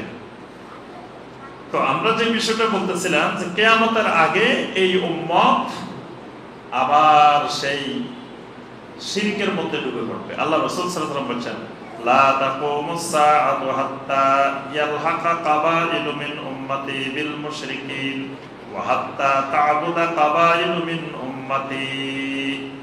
যে আমার উম্মতের কবিলা, বিভিন্ন সম্প্রদায় মুশরিকিনদের সাথে এমন ভাবে মিলে যাবে যে আমার উম্মতরাও এক সময় মূর্তি পূজা শুরু করে দিবে। এবং আরেকটা হাদিসে বলেছেন, আলা জিল খালাসা, জিল খালাসার মূর্তির ইবাদতের মতোই আমার উম্মত আবার এরকম মূর্তির ইবাদত শুরু করে দিবে। কিয়ামতের আগে আবার এরা মূর্তির ইবাদত করবে। এমনকি নবী সাল্লাল্লাহু আলাইহি ওয়াসাল্লাম যখন হুনাইনের যুদ্ধে যাচ্ছিলেন, তো হুনাইনের যুদ্ধে মুসলিমদের সৈন্য সংখ্যা 12,000। এর আগে যতগুলো যুদ্ধ হয়েছে, যতগুলো গাজওয়া হয়েছে, সব গাজওয়ার মধ্যে মুসলিম কম, কাফের বেশি। এই একটা গাজওয়া হুনাইনের যুদ্ধটা, এখানে মুসলিম বেশি, কাফের কম। কিন্তু ফলাফল হয়েছে উল্টা, প্রথমে পরাজয় হয়ে গেছে। নবী সাল্লাল্লাহু আলাইহি ওয়াসাল্লাম প্রথমেই বুঝতে পারছেন যে পূর্ববর্তী যুগের এক নবীর কথা বলে নবী সাল্লাল্লাহু আলাইহি ওয়াসাল্লাম কান্না করতেছিলেন যে ওই নবী যখন এই অভিযানে গেছেন তখন তার সংখ্যা ছিল, সৈন্য সংখ্যা বেশি, আর বেশি দেখে বলছিলেন এই বেশিটাই পরাজয়ের কারণ। এখন নবী সাল্লাল্লাহু আলাইহি ওয়াসাল্লাম দেখলেন যে মুসলিম 12,000 আর মুশরিকেরা 4,000। তো এখানে আপনার 2,000 নতুন আর 10,000 পুরাতন সাহাবী। 2,000 মাত্রই মুসলমান হয়েছে, 19 দিন হয়েছে, 20 দিন হয়েছে, এরকম বয়স, এর বেশি বয়স হয়। এদেরকে বলা হয় তোলাকা, মানে মক্কা বিজয়ের পরে মুসলিম হয়েছে। তো নবী সাল্লাল্লাহু আলাইহি ওয়াসাল্লামের সাথে এরকম 2,000 যাইতেছেন, আর আগের পুরানো মুসলিম হওয়া সাহাবী 10,000, 12,000। কিছু দূর গেছে, যাওয়ার পরে মুশরিকদের এক বিরাট গাছ আছে, বিশাল এক সবুজ বৃক্ষ। এই বৃক্ষের মধ্যে, এটাকে তারা বরকতময় গাছ মনে করে, সাজারাতুল বারাকা। এটার মধ্যে তারা সুতা বেঁধে রাখে, তলোয়ার বেঁধে রাখে, তারপরে এটার নামে মান্নত করে, এখানে গরু ছাগল খাসি মুরগি জবাই করে গাছের, এই গাছের নিচে এসে। মানে এই গাছ কেন্দ্রিক অসংখ্য শিরিকের এটা একটা মার্কাজ, এই গাছটা। এটার নাম দিয়েছে তারা জাতু আমওয়াত, জাতু আমওয়াত। তো ওই নতুন মুসলিম যারা হয়েছে মাত্র 19-20 দিন আগে, তো ওই গাছের নিকট দিয়ে যখন যাচ্ছে, তখন নবী সাল্লাল্লাহু আলাইহি ওয়াসাল্লামকে বলতেছেন যে ইজআল লানা জাতা আমওয়াতিন কামা লাহুম জাতু আমওয়াত। ওই মুশরিকদের যেমন এরকম একটা জাতু আমওয়াত গাছ আছে, আমাদের জন্য এরকম একটা গাছ বানাই দেন। জাতু আনওয়াতের মতো আমাদের জন্য একটা জাতু আনওয়াত বানাই দেন। ওইটা হলো শিরকি জাতু আনওয়াত, আমাদেরটা হবে ইসলামী জাতু আনওয়াত। দেখবেন বর্তমানে ওইটা সুদী ইন্স্যুরেন্স, এটা ইসলামী ইন্স্যুরেন্স। কাজ কিন্তু নামটা লাগাই দিচ্ছে কি খালি ইসলামী। এবং বর্তমানে এই প্রবৃত্তি পৃথিবীর মধ্যে মুশরিকেরা কিছু করলে ওইটাকে ইসলামী বানাইতে হবে, যে কোনো একটা ইসলামী বানাইতে হবে। সব জিনিসের ইসলামী বানাইতে হবে এটা জরুরি বিষয় না। এখন তারা বলতেছে যে আমাদের জন্য এরকম একটা জাতু আনওয়াত বানাইতে, তাহলে ওরা শিরিক করে, আমরা শিরিক করবো না। কিন্তু ওদের শিরিকি জাতু আনওয়াত, আমাদেরটা ইসলামী জাতু আনওয়াত। তখন আল্লাহ রাসূল সাল্লাল্লাহু আলাইহি ওয়াসাল্লাম বললেন, তোমরা তো দেখতেছি সেই বনি ইসরাইলের মতো একই কথা। বনি ইসরাইলেরা মুসা আলাইহিস সালামকে বলতেছিল কি, ইজআল লানা ইলাহান কামা লাহুম আলিহা, এদের যেমন অসংখ্য দেবতা আছে, মাবুদ আছে, আমাদের জন্য এরকম একটা বানাই দেন না। মুসা আলাইহিস সালামকে বলতেছে যে ওদের মধ্যে হয়তো মুশরিকি দেবতা, আমাদেরটা ইসলামী দেবতা, আমাদেরকে একটা বানাই দেন। তখন মুসা আলাইহিস সালাম বলছিলেন, ইন্নাকুম কওমুন তাজহালুন, আরে তোমাদেরকে তো দেখতেছি পুরা জাহেল, মানে তোমরা এখনো তাওহীদের কিছুই বুঝো নাই, তোমরা এখনো পুরা জাহেল রয়ে গেছো। আজও দেখবেন মুসলিমদের মধ্যে যারা আছে এদের মানে অধিকাংশ না, একবারে 90-95 হলো কওমুন তাজহালুন, তাওহীদ সম্পর্কে পুরা জাহেল, তাওহীদের কোনো জ্ঞান বলতে কিছুই নেই। তো মুসা আলাইহিস সালাম বললেন, ইন্নাকুম কওমুন তাজহালুন, তোমরা পুরা জাহেল। আল্লাহ রাসূল সাল্লাল্লাহু আলাইহি ওয়াসাল্লাম বললেন, তোমরাও এরকম ওই বনি ইসরাইলের মতো বলতেছো। এরপরে নবী সাল্লাল্লাহু আলাইহি ওয়াসাল্লাম একটা কথা বললেন, লা তাতবাউন্না সুনানা মান কানা ক্বাবলাকুম শিবরান শিবরান ওয়া যারাআন বিযারাইন। নবী সাল্লাল্লাহু আলাইহি ওয়াসাল্লাম বললেন, আমার উম্মত অবশ্যই তোমাদের পূর্ববর্তীদের রীতি নীতি পদ্ধতি এমন ভাবে অনুসরণ শুরু করে দিবে এক সময় যে শিবরান শিবরান যারাআন বিযারাইন, একবারে গজে গজে বিঘাতে বিঘাতে, মানে পূর্বেকার যুগের লোকেরা যে শিরিক করছে সেই শিরিকের থেকে কোনো অংশে কম হবে না। আমার উম্মত এরকম শিরিকের মধ্যে এক সময় লিপ্ত হয়ে যাবে। আজকে দেখেন ওই জাদু আনোয়ার গাছের মতো এখন কত কিছুর মধ্যে বরকত। আমাদের দেশে কচ্ছপের মধ্যে এরকম জাদু আনোয়ারের মতো কচ্ছপ আছে, গজার মাছ আছে, কুমির আছে, তারপরে গাছ আছে, এরকম অনেক আছে ইসলামী, সব ইসলামী জাদু আনোয়ার। এগুলা শিরিকি না, মানে কাফেরদের না, এটা মুসলমানদের জাদু আনোয়ার, মানে সব এরকম বানিয়ে নিছে শিরিক বিভিন্ন পদ্ধতিতে। আল্লাহ রাসূল সাল্লাল্লাহু আলাইহি ওয়াসাল্লাম বলেন, আমার উম্মতের মধ্যে এইভাবে শিরক এসে যাবে। আর নবী সাল্লাল্লাহু আলাইহি ওয়াসাল্লাম উম্মতকে শিখাইলেন যে তোমরা সবসময় আল্লাহর কাছে শিরক থেকে পানা চাইবা। কেমনে পানা চাইবা? আল্লাহুম্মা ইন্নী আউযু বিকা আন উশরিকা বিকা ওয়া আনা আ'লাম ওয়া আস্তাগফিরুকা লিমা লা আ'লাম। আয় আল্লাহ, আমি আপনার কাছে শিরক করা থেকে পানা চাই। ওয়া আনা আ'লাম, মানে জেনে শুনে যেন আমি শিরক না করি, আপনার কাছে পানা চাই। আর ওয়া আস্তাগফিরুকা লিমা লা আ'লাম, যেটা না জেনে করে ফেলেছি শিরক, ওইটা থেকে আপনার কাছে ইস্তিগফার করে ক্ষমা চাই। নবী সাল্লাল্লাহু আলাইহি ওয়াসাল্লাম আরেকটি হাদিসের মধ্যে বলেন, আলা উখবিরুকুম বিমা হুয়া আখওয়াফু আলাইকুম ইনদি মিনাল মাসিহিদ দাজ্জাল। একদিন সাহাবায়ে কেরাম বসে বসে দাজ্জালের ফিতনা নিয়ে আলোচনা করতেছিলেন। আরে দাজ্জালের ফিতনা কতই না কঠিন, কতই না মহান। তখন নবী সাল্লাল্লাহু আলাইহি ওয়াসাল্লাম বললেন, আমি কি তোমাদেরকে দাজ্জালের ফিতনার চাইতে আরো জঘন্য যে বিষয়ে আমি আশঙ্কা করতেছি সেই বিষয়ে তোমাদেরকে বলবো? সাহাবায়ে কেরাম বলেন, বালা, অবশ্যই ইয়া রাসূলুল্লাহ সাল্লাল্লাহু আলাইহি ওয়াসাল্লাম বলেন। নবী সাল্লাল্লাহু আলাইহি ওয়াসাল্লাম বললেন, আশ-শিরকুল খাফিয়্যু, শিরকে খাফি, গোপন শিরক, যেটা বাহিরে প্রকাশ পায় না, ভিতরে ভিতরে গোপনীয় শিরক। নবী সাল্লাল্লাহু আলাইহি ওয়াসাল্লাম একটা উদাহরণ দিলেন, আইয়াকুমার রাজুলু ইউসাল্লি ফায়ুযায়্যিনু সালাতাহু লিমা ইয়ারা মিন নাযারি রাজুলিন। সালাত আদায় করার সময় যখন মানুষ দেখে তখন এক রকমের সালাত, যখন মানুষ দেখে না তখন আরেক রকমের সালাত। নবী সাল্লাল্লাহু আলাইহি ওয়াসাল্লাম বললেন, এটা গোপন শিরক। যখন দেখতেছে যে আমার দিকে সবাই তাকায় রয়েছে, এখন আমাকে দেখতেছে, তখন সুন্দর করে রুকু করে, সুন্দর করে সাজদা করে, লম্বা লম্বা রুকু করতেছে, লম্বা লম্বা সাজদা করতেছে। মানুষ বলবে যে কি পরেশগার মানুষ, কি আল্লাহওয়ালা মানুষ।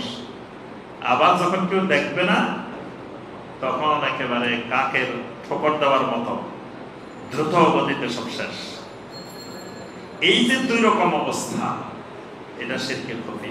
মানে অন্তরের ভিতরে যে কোনো ইবাদত মানুষকে দেখানোর ইচ্ছা, এটা শিরকে খফি। এখানে শায়েখ এটার ব্যাখ্যা করার মানে এটার এই কিতাবটা হলো একটা ব্যাখ্যা সরা। এটা আব্দুর রাজ্জাক বিন আব্দুল মুহসিন আল বাদার হাফেজাহুল্লাহ, বর্তমান বিশ্বের শীর্ষ আলেমদের একজন, তিনি এটার ব্যাখ্যা করেছেন। তিনি ব্যাখ্যা করতে গিয়ে এখানে বলছেন সবচেয়ে জঘন্য শিরকে খফি আমরা এই হারামাইনের মধ্যে দেখি যে অসংখ্য মানুষ আমরা দেখি এখন তাওয়াফ করে লাইট দিয়ে রাখছে, মোবাইলে লাইট দিয়ে তাওয়াফ করতেছে, দেশে সবাইকে দেখাইতেছে দেখো আমি তাওয়াফ করতেছি। তারপরে আপনার জামারাতে পাথর মারতেছে, মোবাইলে দেখাইতেছে। তারপরে আপনার আরাফাতের ময়দানে গেছে, মোবাইলে দেখাইতেছে। সাই করতেছে, সাফা মারওয়া উঠছে, মোবাইলে দেখাইতেছে। মানে প্রত্যেকটি ইবাদত দেখানো ছাড়া সে করতে পারে না। এমনকি শাইখ এখানে একটা ঘটনা লিখছেন যে একদিন মসজিদে নববীতে উনি দেখতেছিলেন যে আপনার ছবি তুলতেছে যে একটা লোক, সে সলাত আদায় করতেছে না কিন্তু সলাতের অভিনয় করতেছে। মানে একবার দাঁড়াই তুলতেছে, একবার সাজদা করা তুলতেছে, আসলে সলাত আদায় করতেছে না, মানে এভাবে অভিনয় করে সে ছবি তুলতেছে, ভিডিও করতেছে। তো এই যে কাজগুলো, এই কাজগুলো শিরকে খফি, মানে অন্তরের মধ্যে আল্লাহ সন্তুষ্টি, আল্লাহর প্রতি ইখলাস নাই। সে মানুষকে দেখানোর জন্য যে কোনো ইবাদত করে মানুষকে দেখানোর জন্য। যাকাত দিবে, গোপনে দিতে পারে না, মানুষকে দেখিয়ে ডাকডোল পিটিয়ে প্রচার করে তারপরে দিতে হবে। কারণ এটা এই ইবাদতের সাথে তার দুনিয়াবি অনেক উদ্দেশ্য নিহিত থাকে।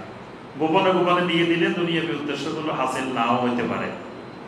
এজন্য মানে প্রত্যেকটি ইবাদতের সাথে মানুষকে দেখানোর একটা উদ্দেশ্য, এটাও এক ধরনের শিরকে খফি, গোপন শিরক। শিরকে আকবর যেটা, এটার মাধ্যমে সমস্ত আমল নষ্ট হয়ে যায়। শিরকে আকবর করলে আগের যত আমল আছে এই পর্যন্ত সমস্ত আমলগুলো সাথে সাথে নষ্ট হয়ে যায়। পরে যদি কেউ তওবাও করে তাহলে আল্লাহ পাক হয়তো তার আগের গুনাহ মাফ করে দিবেন বা শিরকের গুনাহ মাফ করে দিবেন, কিন্তু সে নতুন করে তার আমল শুরু হবে। মানে আগের গুলো সব মুছে গেছে, সব ডিলিট হয়ে গেছে। এখন যেদিন সে তওবা করছে সেদিন থেকে আবার নতুন মুসলিম হিসাবে তার আমল হতে শুরু হবে। আগের যা আমল করছে, হজ করছে, যাকাত দিছে, সালাত আদায় করছে, যা করছে সবগুলো শেষ হয়ে গেছে। আল্লাহ সুবহানাহু ওয়া তাআলা সূরা জুমারের 65 নম্বর আয়াতে বলেন, ওয়ালাকাদ উহিয়া ইলাইকা ওয়া ইলাল্লাযীনা মিন ক্বাবলিকা লাইন আশরাকতা লায়াহবাতান্না আমালু ওয়া লাতাকুনান্না মিনাল খাসিরিন। আল্লাহ সুবহানাহু ওয়া তাআলা বলেন, যত নবী রাসূল আমি পৃথিবীতে পাঠিয়েছি আপনার প্রতি, আপনার আগে যত নবী পাঠিয়েছি সকল নবী রাসূলকে আমি এই ওহীটা নাযিল করছি যে লাইন আশরাকতা লায়াহবাতান্না আমালু, যদি তুমি শিরক করো তো তোমার সকল আমল ধ্বংস হয়ে যাবে, নষ্ট হয়ে যাবে। তাহলে দেখেন নবী রাসূলদেরকে আল্লাহ ওহী নাযিল করে সম্বোধনটা প্রথম করছেন নবী রাসূলদেরকে, লাইন আশরাকতা, হে নবী রাসূল আপনি যদি শিরক করেন লায়াহবাতান্না আমালু, অবশ্যই অবশ্যই আপনার আমল নষ্ট হয়ে যাবে। এবার দেখেন নবী রাসূলদের আমল কিরকম আমল, সেই মহাসাগরের মতো আমল। নবী রাসূলদের আমলটা কিরকম তা বলে না। নবী রাসূলদের আমল নদীর মতো, খালের মতো, পুকুরের মতো আমল না, মহাসাগরের মতো আমল। নবীদের সোহবতে 1 মিনিট থাকা আমার আপনার সারা জিন্দেগীর আমল করার চাইতে উত্তম। সাহাবায়ে কেরামের এত মর্যাদা কেন? সাহাবায়ে কেরাম নবী সাল্লাল্লাহু আলাইহি ওয়াসাল্লামের সোহবতে 1 মিনিট, 1 মুহূর্ত সময় কাটানো, এটা আমার আপনার পুরা জিন্দেগীর আমলের চাইতে ওইটা আল্লাহর কাছে বেশি প্রিয়, ওটার ফজিলত বেশি। এজন্য সাহাবায়ে কেরামের আমলের সাথে পৃথিবীর কারো আমলের তুলনা ওই 1 মিনিটের তুলনায় তো নাই। মানে আমার আপনার সারা জিন্দেগির আমল এক পাল্লা রাখলে সাহাবায়ে কেরাম নবী সাল্লাল্লাহু আলাইহি ওয়াসাল্লামের সোহবতে যে 1 মিনিট কাটাইছেন ওইটার মর্যাদা সারা জীবনের আমলের চাইতে বেশি। তাহলে নবী রাসূলদের সোহবতে যদি 1 মিনিট থাকলে এই অবস্থা হয়, তাহলে আবার নবী রাসূলদের আমলের পরিমাণ দেখেন, মহাসাগরের মতো আমল করেন। সেই মহাসাগরের মধ্যে যদি 1 ফোঁটা শিরকের বিষ যদি পড়ে, তাহলে আল্লাহ পাক বলছেন যে এই 1 ফোঁটা শিরকের বিষ পুরা মহাসাগরকে দূষিত করবে, ধ্বংস করে দেবে। আমার আপনারটা তো পুকুরও না, পুকুরেরও ভাগ আছে শরীয়তে। কিছু পুকুর আছে এই পাশে পানি নাড়া দিলে ওই পাশে পানি নাড়ে, এগুলোকে বলা হয় মায়ের আকেল। আবার কিছু আর পুকুর আছে এই পাশে নড়া দিলে ওই পাশে পর্যন্ত পানি নড়ে না, এগুলোকে বলা হয় গাদিরে আজম। এখন এই শরীয়তের নাপাকি পড়লে পুকুরের মধ্যে শরীয়তের নীতিমালা আছে যে যেটার এই পাশে নাড়া দিলে ওই পাশেও নড়ে, এটার মধ্যে নাপাকি পড়লে এটা নাপাক হয়ে যায় পুরা। আবার যেটার এই পাশে নড়া দিচ্ছেন ওই পাশে নড়াচড়া করে না, এটার এই পাশে যদি ময়লা আবর্জনা পড়ে নাপাকি পড়ে তো ওইটা পুরা পানি নাপাক হবে না। তাহলে দেখেন শিরিক এত বিষাক্ত, এত নাপাক যে আল্লাহ পাক বলছেন যে নবী রাসূলদেরকেও বলতেছেন যে একটা শিরিক করলে তোমার জীবনের সকল আমল নষ্ট হয়ে যাবে। তার অর্থ মহাসাগরের মতো আমল হইলেও একটা শিরিকের নাপাকি পুরো সব নাপাক করে দেবে, সব ধ্বংস করে দেবে। এটা এত বিষাক্ত এবং এত নাপাক। এবং শিরকের কারণে জাহান্নাম স্থায়ী হয়ে যায়। শিরকের কারণে জাহান্নাম স্থায়ী, মানে জাহান্নামে ঢুকলে এই জাহান্নাম থেকে আর কেউ বাহির হবে না, এবং জান্নাত তার জন্য আল্লাহ হারাম করে দেন। সূরা আন-নিসার 48 নম্বর আয়াতে আল্লাহ পাক বলেন ক্ষমা করবেন না, এটা বলছেন। সূরা আল-মায়েদার 72 নম্বর আয়াতে আল্লাহ পাক বলেন ইন্নাহু মান ইউশরিক বিল্লাহি ফাকাদ হারামাল্লাহু আলাইহিল জান্নাহ। যে ব্যক্তি শিরিক করবে আল্লাহ রাব্বুল আলামিন তার উপরে আল্লাহর জান্নাতকে হারাম করে দিবেন, মানে সেই জান্নাতের সীমানায় ঢুকতেই পারবে। আচ্ছা, এরপরে আপনার এই হলো শিরকে আকবর। এতক্ষণ পর্যন্ত আমরা যেগুলো বললাম এগুলো শিরকে আকবরের পরিণতি। এবার আসেন শিরকে আসগর কোনগুলা। শিরকে আসগর হলো যেগুলোকে নবী সাল্লাল্লাহু আলাইহি ওয়াসাল্লাম শিরিক বলছেন বা কোরআনে কারিমে শিরিক বলছেন, কিন্তু এটা শিরকে আকবর না। অর্থাৎ এটা বোঝা গেছে নবী সাল্লাল্লাহু আলাইহি ওয়াসাল্লামের অন্য হাদিস দ্বারা বা অন্য আয়াত দ্বারা বোঝা গেছে যে এই শিরিকটা করলে ঈমান চলে যাবে না, কিন্তু পরিভাষাটা নবী সাল্লাল্লাহু আলাইহি ওয়াসাল্লাম শিরিক বলছেন। এরকম শিরিকগুলোকে বলা হয় শিরকে আসগর। যেমন আল্লাহ ছাড়া কারো নামে কসম করা। নবী সাল্লাল্লাহু আলাইহি ওয়াসাল্লাম বলেন মান হালাফা বিগাইরিল্লাহ ফাকাদ কাফার আও আশরাকা। যে আল্লাহ ছাড়া অন্য কারো নামে কসম করলো, শপথ করলো, সে শিরিক করলো।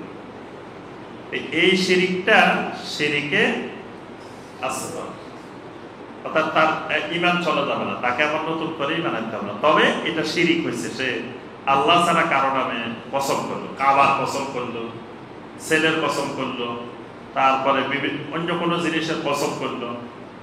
এটাকে নবী সাল্লাল্লাহু আলাইহি ওয়াসাল্লাম শিরিক বলছেন, কিন্তু এটা শিরকে আকবর নয়, এই জন্য এটা শিরকে আসগর। এরকম আরো যেগুলো আছে নবী সাল্লাল্লাহু আলাইহি ওয়াসাল্লাম যেগুলোকে শিরিক বলছেন কিন্তু শিরকে আকবর না, এরকম শিরিকগুলোকে বলা হয় শিরকে আসগর। আমরা কিছু উদাহরণ দিব, বহুল প্রচলিত কিছু শিরকে আকবর এবং শিরকে আসগর। আর 3 নম্বরে যেটা বলছি আমরা শিরকে খফি। শিরকে খফির মধ্যে দুইটাই নিহিত আছে, মানে শিরকে আকবরও আছে, শিরকে আসগরও আছে। অর্থাৎ যদি এটা এই শিরকটা গোপনে গোপনে করে, কিন্তু গোপনের কাজটা আকীদার সাথে সম্পৃক্ত, মানে তার যেমন মুনাফিকরা যে শিরকটা করে বাহ্যিকভাবে মুনাফিকরা কোনো শিরিক করতো না, বাহ্যিকভাবে তারা সালাত আদায় করতো, নবী সাল্লাল্লাহু আলাইহি ওয়াসাল্লামের সাথে জিহাদে যেত, সবসময় বাহ্যিকভাবে কোনো শিরিক দেখা যেত না, কিন্তু তাদের অন্তরের মধ্যে শিরক ছিল। এই শিরকটাকে শিরকে মুনাফিকদের ভিতরে যে শিরকটা ছিল এটা শিরকে আকবর ছিল, এটা শিরকে আসগর ছিল না, এটা শিরকে খফি কিন্তু শিরকে আকবর, গোপন শিরিক কিন্তু শিরকে আকবর। আবার কিছু জিনিসকে নবী সাল্লাল্লাহু আলাইহি ওয়াসাল্লাম মুনাফিকই বলছেন, যেমন ধরেন কথা বললে মিথ্যা কথা বলে, তারপরে যখন ওয়াদা করে খেলাফ করে, তারপরে যখন আমানত রাখে খেয়ানত করে, যখন তার সাথে কেউ ঝগড়া তর্ক বিতর্ক হয় তখন সে অশ্লীল ব্যবহার করে, খারাপ ব্যবহার করে। এইগুলোকে নবী সাল্লাল্লাহু আলাইহি ওয়াসাল্লাম কি বলছেন? মুনাফিকের আলামত। তার অর্থ হলো সে কি এই কাজগুলো যারা করে এরা কি শিরকে আকবর করলো না শিরকে আসগর করলো? আকবর না। তো এগুলাকে নবী সাল্লাল্লাহু আলাইহি ওয়াসাল্লাম মুনাফিকের আলামত বলছেন। তার অর্থ আব্দুল্লাহ বিন উবাইরা যেই জায়গায় যাবে সেও কি সেই জায়গায় যাবে? কি বলেন? না। অর্থাৎ এই যে কাজগুলোকে মুনাফিকের আলামত বলছেন এগুলা আমলি মুনাফিক, এটা শিরকে আসগর। আর ওই ইতিকাদি মানে আকীদাগত যেই নিফাক গোপনে লুকায়িত থাকে সেগুলো হবে শিরকে আকবর। বুঝে আসছে আপনাদের? বলা বুঝে আসা নাই নাকি? শিরকে আকবর, শিরকে আসগর, শিরকে খফি এগুলো বুঝছেন তো তিনটা? শিরকে আকবর মানে বড় শিরিক, এটা হওয়া মানে সর্বনাশ, সব গেছে, আম সালা সব গেছে, ঈমানও গেছে, আমলও গেছে, সব চলে গেছে, শিরকে আকবর। আর শিরকে আসগর যেটা, এটার দ্বারা ঈমান যায় নাই বা আমলও তার নষ্ট হয় নাই, কিন্তু সেই গুনাহগার হয়েছে, কবিরা গুনাহ হয়েছে। এখন যদি সে ওইটার জন্য তওবা করে শিরকে আসগরের গুনাহ আল্লাহ সুবহানাহু ওয়া তাআলা ক্ষমা করে। আর গোপন শিরিক যেটা শিরকে খফি, এটা যদি কেউ আকীদাগত গোপনে গোপনে শিরিক করে এটা শিরকে আকবরের মতো। আর কেউ যদি গোপন শিরিক কিন্তু ওইরকম আকীদাগত না, তখন এটা শিরকে আসগরের মতো, মানে এটা তওবা করলে আল্লাহ সুবহানাহু ওয়া তাআলা ক্ষমা করে দিবেন। ওইটা পরে প্রশ্ন করে। এবার আসেন আমরা কিছু বড় বড় শিরিক আর বড় বড় ছোট শিরিকের কিছু উদাহরণ, আমাদের সমাজে যে শিরিকগুলো বহুল প্রচলিত যেগুলো চলে, এরকম কিছু বড় শিরিক, শিরকে আকবর আর শিরকে আসগর। একটা বড় শিরিক আমাদের সমাজে সেটা হলো আল্লাহ রাব্বুল আলামিন ব্যতীত অন্য কাউকে সিজদা করা। আমাদের দেশে প্রচুর মানুষ দেখবেন জীবিত মানুষের সামনেও সিজদা করে, মৃত মানুষের সামনেও সিজদা করে, কবরের সামনেও সিজদা করে, আবার জীবিত মানুষকেও সিজদা করে। জীবিত মানুষকে সিজদা করে কেন জিজ্ঞেস করলে বলে যে এটা তাজিমি সিজদা, এটা সম্মান জানানোর জন্য তাজিম করে নাকি এই সিজদা করে। যদি তাজিমি সিজদা শরীয়তে জায়েজ হতো, এরকম কোন সিজদা থাকতো, তাহলে প্রথম তো সাহাবায়ে কেরাম নবী সাল্লাল্লাহু আলাইহি ওয়াসাল্লামকে এই সিজদাটা করতেন না। কিন্তু নবী সাল্লাল্লাহু আলাইহি ওয়াসাল্লামকে কোন সাহাবী জীবনে একবার সিজদা করেছেন, তাজিমি সিজদা করছেন, এরকম কোন প্রমাণ আছে? বরং সাহাবায়ে কেরাম একদিন নবী সাল্লাল্লাহু আলাইহি ওয়াসাল্লামের কাছে প্রস্তাব নিয়ে আসছেন, এসে বললেন, ইয়া রাসূলুল্লাহ সাল্লাল্লাহু আলাইহি ওয়াসাল্লাম, তাসজুদু লাকাল বাহাইম ওয়াস শাজার। আমরা দেখি আপনি যখন রাস্তা দিয়ে যান তখন অনেক চতুষ্পদ জন্তু আপনাকে দেখলে মাথা নোয়াই দেয়, অনেক গাছ আপনাকে দেখলে ঝুঁকে পড়ে, সিজদা করে। ফানাহনু আহাক্কু আন নাসজুদা লাকা, আমরাই তো আপনাকে সিজদা করার জন্য সবচেয়ে বেশি হকদার। তখন নবী সাল্লাল্লাহু আলাইহি ওয়াসাল্লাম বললেন, উরবুদু রাব্বাকুম ওয়া আকরিমু আখাকুম, তোমরা ইবাদত করো একমাত্র তোমাদের রবের আর তোমাদের ভাইকে তোমরা একরাম করো, সম্মান করো। অর্থাৎ তোমরা যে সাজদার প্রস্তাব নিয়ে আসছো, এটা হলো ইবাদত। ইবাদত করতে হবে একমাত্র আল্লাহ, এটা আমাকে করা যাবে না, আমি নবীকে সাজদা করা যাবে না। তাহলে নবী সাল্লাল্লাহু আলাইহি ওয়াসাল্লামকে যদি সাজদা করা না যায়, তাহলে পৃথিবীর আর কাউকে সাজদা করা যাবে না, করলে এটা শিরক। আর কবরের সামনে, মৃত মানুষের সামনে সাজদা করা, এটাও সুস্পষ্ট রূপে শিরক। এই শিরক আমাদের দেশে ব্যাপক আকারে বিস্তৃত। অসংখ্য মানুষ দেখা যায় মাজারের সামনে, মাজারে গিয়ে কবরের সামনে সাজদা করে আছে। আরেকটি গুরুত্বপূর্ণ শিরক যেটা আমরা আমাদের সমাজে দেখি, সেটা হলো আল্লাহ রাব্বুল আলামিন ছাড়া অন্য কারো কাছে দোয়া করা। অনেকেই আল্লাহর ওলিদের কাছে চায়, এবার চাওয়াকে জায়েজ মনে করে, বলে যে আল্লাহর ওলিরা যে কোনো কিছু দিতে পারে। নাউযুবিল্লাহ, এই ক্ষমতা আল্লাহর ওলিদের আছে, এই পাওয়ার আছে, এই বিশ্বাস পোষণ করাটা শিরকে আকবর। খালি শিরক না, এটা শিরকে আকবর, এটা বড় শিরক। কেউ যদি কোনো মাইয়াতের কাছে, কোনো জীবিত ব্যক্তির কাছে কোনো কিছু চায়, দোয়া করে, তখন এটা শিরক হবে। তিনি যত বড় আল্লাহর ওলি হোক, যাই হোক, এমনকি নবী সাল্লাল্লাহু আলাইহি ওয়াসাল্লামের কাছে যদি কিছু চাই, এটা দেন, এটা দেন, এটা দেন, এটাও কি হবে? শিরকে আকবর, এটাও শিরকে আকবর।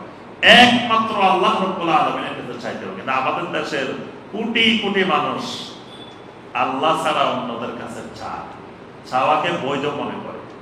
কবরের কাছে গিয়ে, মাজারে গিয়ে ওই আল্লাহর ওলির কাছে চায়, আল্লাহ রসুলের কাছে চায়, অনেকের কাছে চায়, এবং তারা বিশ্বাস করে যে চাইলে এরা দিতেও। এই বিশ্বাসটা শিরকে আকবর। কবরের পাশে তাওয়াফ করা, কবরের পাশে তাওয়াফ করা, এটা শিরকে আকবর। কবরের পাশে তাওয়াফ করতে দেখছেন? আমাদের দেশে যতগুলো এরকম মাজার আছে, এগুলোর মধ্যে দেখবেন ঘুরে ঘুরে জিকির করে, কবরের চারপাশে ঘুরে ঘুরে জিকির। এটা কবরের তাওয়াফ। এই তাওয়াফ শিরক। কবরকে প্রদক্ষিণ করা, কবরের চারপাশে ঘুরে ঘুরে জিকির করা। আমি নিজেই স্বচক্ষে দেখছি অনেক জায়গায়, আপনার কবরের চারপাশে ঘুরে ঘুরে লা ইলাহা ইল্লাল্লাহ জিকির করতেছে আর শিরক করতেছে। মানে মুখে তাওহীদের জিকির চলতেছে, কাজে শিরক চলতেছে। এট এ টাইম দুটোই চলতেছে, জিকিরও চলতেছে, শিরকও চলতেছে। এই বাইতুল্লাহ ছাড়া পৃথিবীর আর কোনো মসজিদ অথবা পৃথিবীর যে কোনো কবর, এগুলোর চারিপাশে ঘুরে ঘুরে কেউ যদি তাওয়াফ করে, জিকির করে, মনে করে যে এখানে এটা চারিপাশে ঘুরলে সওয়াব হবে, তখন এটা হয়ে যাবে শিরকে আকবর। খালি শিরক না, শিরকে আকবর। কোন মাখলুকের নৈকট্যের উদ্দেশ্যে মান্নত করা, এটা শিরকে আকবর। আমাদের দেশে গরু মান্নত করে, ছাগল মান্নত করে, মুরগি মান্নত করে, ডিম মান্নত করে, মোমবাতি মান্নত করে, মশারি মান্নত করে, অনেক কিছু কবরবাসীর উদ্দেশ্যে, যিনি মারা গেছেন তার উদ্দেশ্যে মান্নত করে, মান্নত করে করে সেখানে নিয়ে যায়। আর তারাও আহ্বান জানায় যে আপনাদের নজর মান্নত যা আছে সব নিয়ে আসেন আমাদের এখানে, এবং মান্নত, নজর মান্নত নেওয়ার জন্য আলাদা জায়গা বানায়, মান্নতের গরু, মান্নতের ছাগল, মান্নতের মুরগি রাখার জন্য। এই যে যারা মান্নত করে, যারা মান্নত গুলো গ্রহণ করে, এই সবটা শিরকে আকবর। কোন স্মৃতি বিজড়িত দ্রব্য বা স্থানকে বরকতের উৎস মনে করা, মানে এখান থেকে বরকত পাওয়া যায়, এই জন্য এটারে ধরে রাখা, এটারে চুমো দেওয়া, এটারে জড়ায় ধরা কোনো কবরকে, যে এখানে বরকত আছে, এটা মনে করে করাটা শিরকে আকবর। আল্লাহ ছাড়া কাউকে গোপনে ভয় করা, মানে গোপন ভয়, যে এখান থেকে যাইতেছে গাড়ি পুরা রাস্তা একরকম গেল, হঠাৎ করে আস্তে আস্তে যাইতেছে, ঘটনা কি ভাই? এখান থেকে এখানে যিনি যে মাজার, উনি খুব গরম, মামার সে বাগিনা আরো বেশি গরম, ও এখান থেকে যদি জোরে চালাই যায় তাহলে গাড়ি অ্যাক্সিডেন্ট হওয়ার সম্ভাবনা আছে।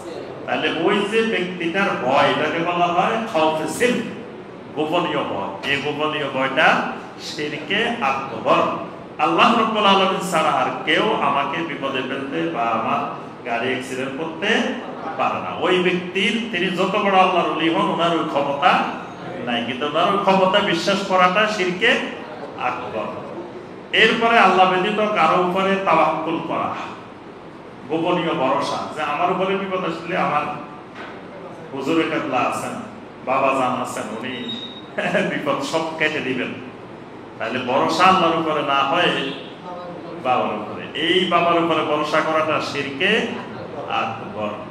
তারপরে গায়েবী বিষয়ে সাহায্য চাওয়া, যে কারো কাছে মানে আমার অসুখ ভালো করা, তারপরে বিপদ আপদ দূর করা, এগুলো সাহায্য চাওয়া শিরকে আকবার। কারো কাছে আশ্রয় চাওয়া, আল্লাহ ছাড়া কারো কাছে আশ্রয় চাওয়া। তারপরে পরিত্রাণ চাওয়া মানে ইস্তেগাসা, কাউকে গাউস মনে করা। আমাদের দেশে কিন্তু গাউস কুতুবের অভাব নাই, বলে যে উনি গাউস, উনি গাউসে কুতুব, গাউসে আজম, গাউসুল আজম, মহান পরিত্রাণকারী। আব্দুল কাদের জিলানী রাহমাহুল্লাহকে বানাইছে গাউসুল আজম। এটা শিরকে আকবার। আল্লাহ ছাড়া কারো নিকটবর্তী হবার উদ্দেশ্যে পশু জবাই করা, এই জবাইটা শিরক। কবর কেন্দ্রিক যে কোনো ইবাদত করা, আল্লাহ রাব্বুল আলামিনকে সর্বত্র বিরাজমান নিরাকার এগুলো বলে বিশ্বাস করা, এগুলো শিরকে আকবার। নবী সাল্লাল্লাহু আলাইহি ওয়াসাল্লামকে নূরের তৈরি বলে বিশ্বাস করা, শিরকে আকবার। নবী সাল্লাল্লাহু আলাইহি ওয়াসাল্লাম গায়েব জানেন, নিজের থেকে আলেমুল গায়েব, এটা শিরকে আকবার। আহমদ আর আহাদকে এক করা, এটা শিরকে আকবার। বৃষ্টিপাতের মধ্যে নক্ষত্রের প্রভাব আছে, অমুক নক্ষত্রের কারণে বৃষ্টি হইতেছে, এই নক্ষত্রের প্রভাব, এটা শিরকে আকবার। মূর্তি স্থাপন, মূর্তিকে সম্মান করা, এটা শিরকে আকবার। আল্লাহ রাব্বুল আলামিনের বিধানকে অকার্যকর মনে করা, যে আজকের জমানায় আল্লাহর বিধান চলে না, এটা 1400 বছর আগে চলছে, এখন এই জমানার জন্য প্রযোজ্য না, এটা শিরকে আকবার। আল্লাহ ব্যতীত কেউ হালাল হারাম বানাইতে পারেন এই বিশ্বাস করা, এটা শিরকে আকবার। আল্লাহ ব্যতীত কাউকে চিরঞ্জীব বলে বিশ্বাস করা, মানে মারা যায় নাই, উনি জীবিত আছেন, এটা বিশ্বাস করাটা শিরকে আকবার। তাওহীদের মাধ্যমে অন্তরে তৃপ্তি না আসা, এটা শিরকে আকবার। তারপরে মুমিনদের জন্য আল্লাহ রাব্বুল আলামিন ছাড়া কেউ আইন প্রণয়ন করতে পারে এই বিশ্বাস পোষণ করা, এটা শিরকে আকবার। এরপরে আছে অনেকগুলো শিরকে আসগর, যেমন আপনার লোক দেখানো ইবাদত করা, আল্লাহ ব্যতীত কারো নামে কসম করা, তারপরে কারো ইচ্ছাকে আল্লাহর ইচ্ছার সমতুল্য করা, তারপরে আপনার অশুভ, অযাত্রা, অমঙ্গল এগুলো বিশ্বাস করা, এগুলো হলো শিরকে আসগর। তো মোটামুটি আমরা শিরকের প্রকারভেদ সম্পর্কে আলোচনা এই পর্যন্তই। আল্লাহ পাক আমাদের সবাইকে শিরক থেকে মুক্ত হওয়ার, শিরক মুক্ত তাওহীদি আমল করার, ঈমান করার আল্লাহ পাক তৌফিক দান করুন। আমাদেরকে যখন কবরে প্রবেশ করা হয় তখন থেকে আমাদের শাস্তি কি শুরু হবে? কবরে প্রবেশ করানোর পরে, কবরে প্রবেশের আগে শাস্তি শুরু হয়ে যাবে। প্রথমত সাকারাতুল মাউত, মৃত্যুর সময় যন্ত্রণা, এটা সবাইরই হবে সাকারাতুল মাউত, তবে ঈমানদারদের, সালেহীনদের আল্লাহ পাক সহজ করে দিবেন, আর যারা গুনাহগার তাদের এটা কঠিন হবে, কষ্টকর হবে। তাহলে মৃত্যুর আগেই কিন্তু আযাব শুরু। এরপরে কবরের মধ্যে প্রশ্ন করা হবে, প্রশ্নের উত্তরে ফেল করলে নবী সাল্লাল্লাহু আলাইহি ওয়াসাল্লাম অসংখ্য আযাবের কথা বলছেন, তো ওই আযাব কবরের থেকেই শুরু হয়ে যাবে।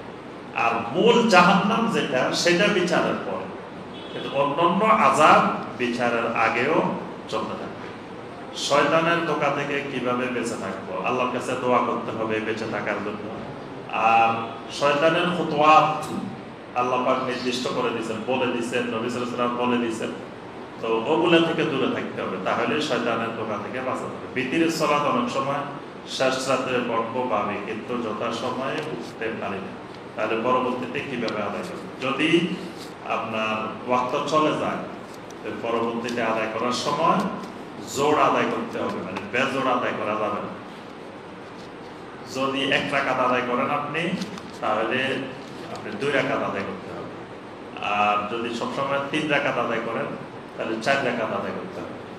মানে রাত্রে যদি আদায় করেন এশার পর থেকে ফজর পর্যন্ত এখানে বেজর থাকবে, বিতির থাকবে। কিন্তু যখন এটা ওয়াক্ত চলে যাবে পরে আদায় করা, কাজা করাটা জরুরি না। কিন্তু যদি আপনি কাজা করতে চান তাহলে এটাকে জোর করে কাজা করতে হবে, বেজর করা যাবে না। আচ্ছা, তীব্র কষ্ট যন্ত্রণা, আমি দিন রাতে কয়েকবার শিরকি কুফরি কথাবার্তা চিন্তা করি ও বলি, সেসব শিরিক কুফরি চিন্তা ভাবনা প্রচন্ড জগৎ, তার কিছুক্ষণ পরে আবার তওবা করি। এইভাবে চলছে বছর খানেক যাবত। এই অবস্থা আমি বারবার হতাশ হয়ে পড়ি, আমি ঘুরে দাঁড়াতে পারছি না, আমার হৃদয় শক্ত হয়ে যাচ্ছে, আমার এখন কি করা উচিত? তো আপনি নিজেই বুঝতেছেন যে এগুলা শিরিক, এগুলা কুফর। তাহলে বোঝা গেল, পাগল যদি বুঝে যে সে পাগল তাহলে চিকিৎসা সহজ, সে সুস্থ হয়ে যাবে।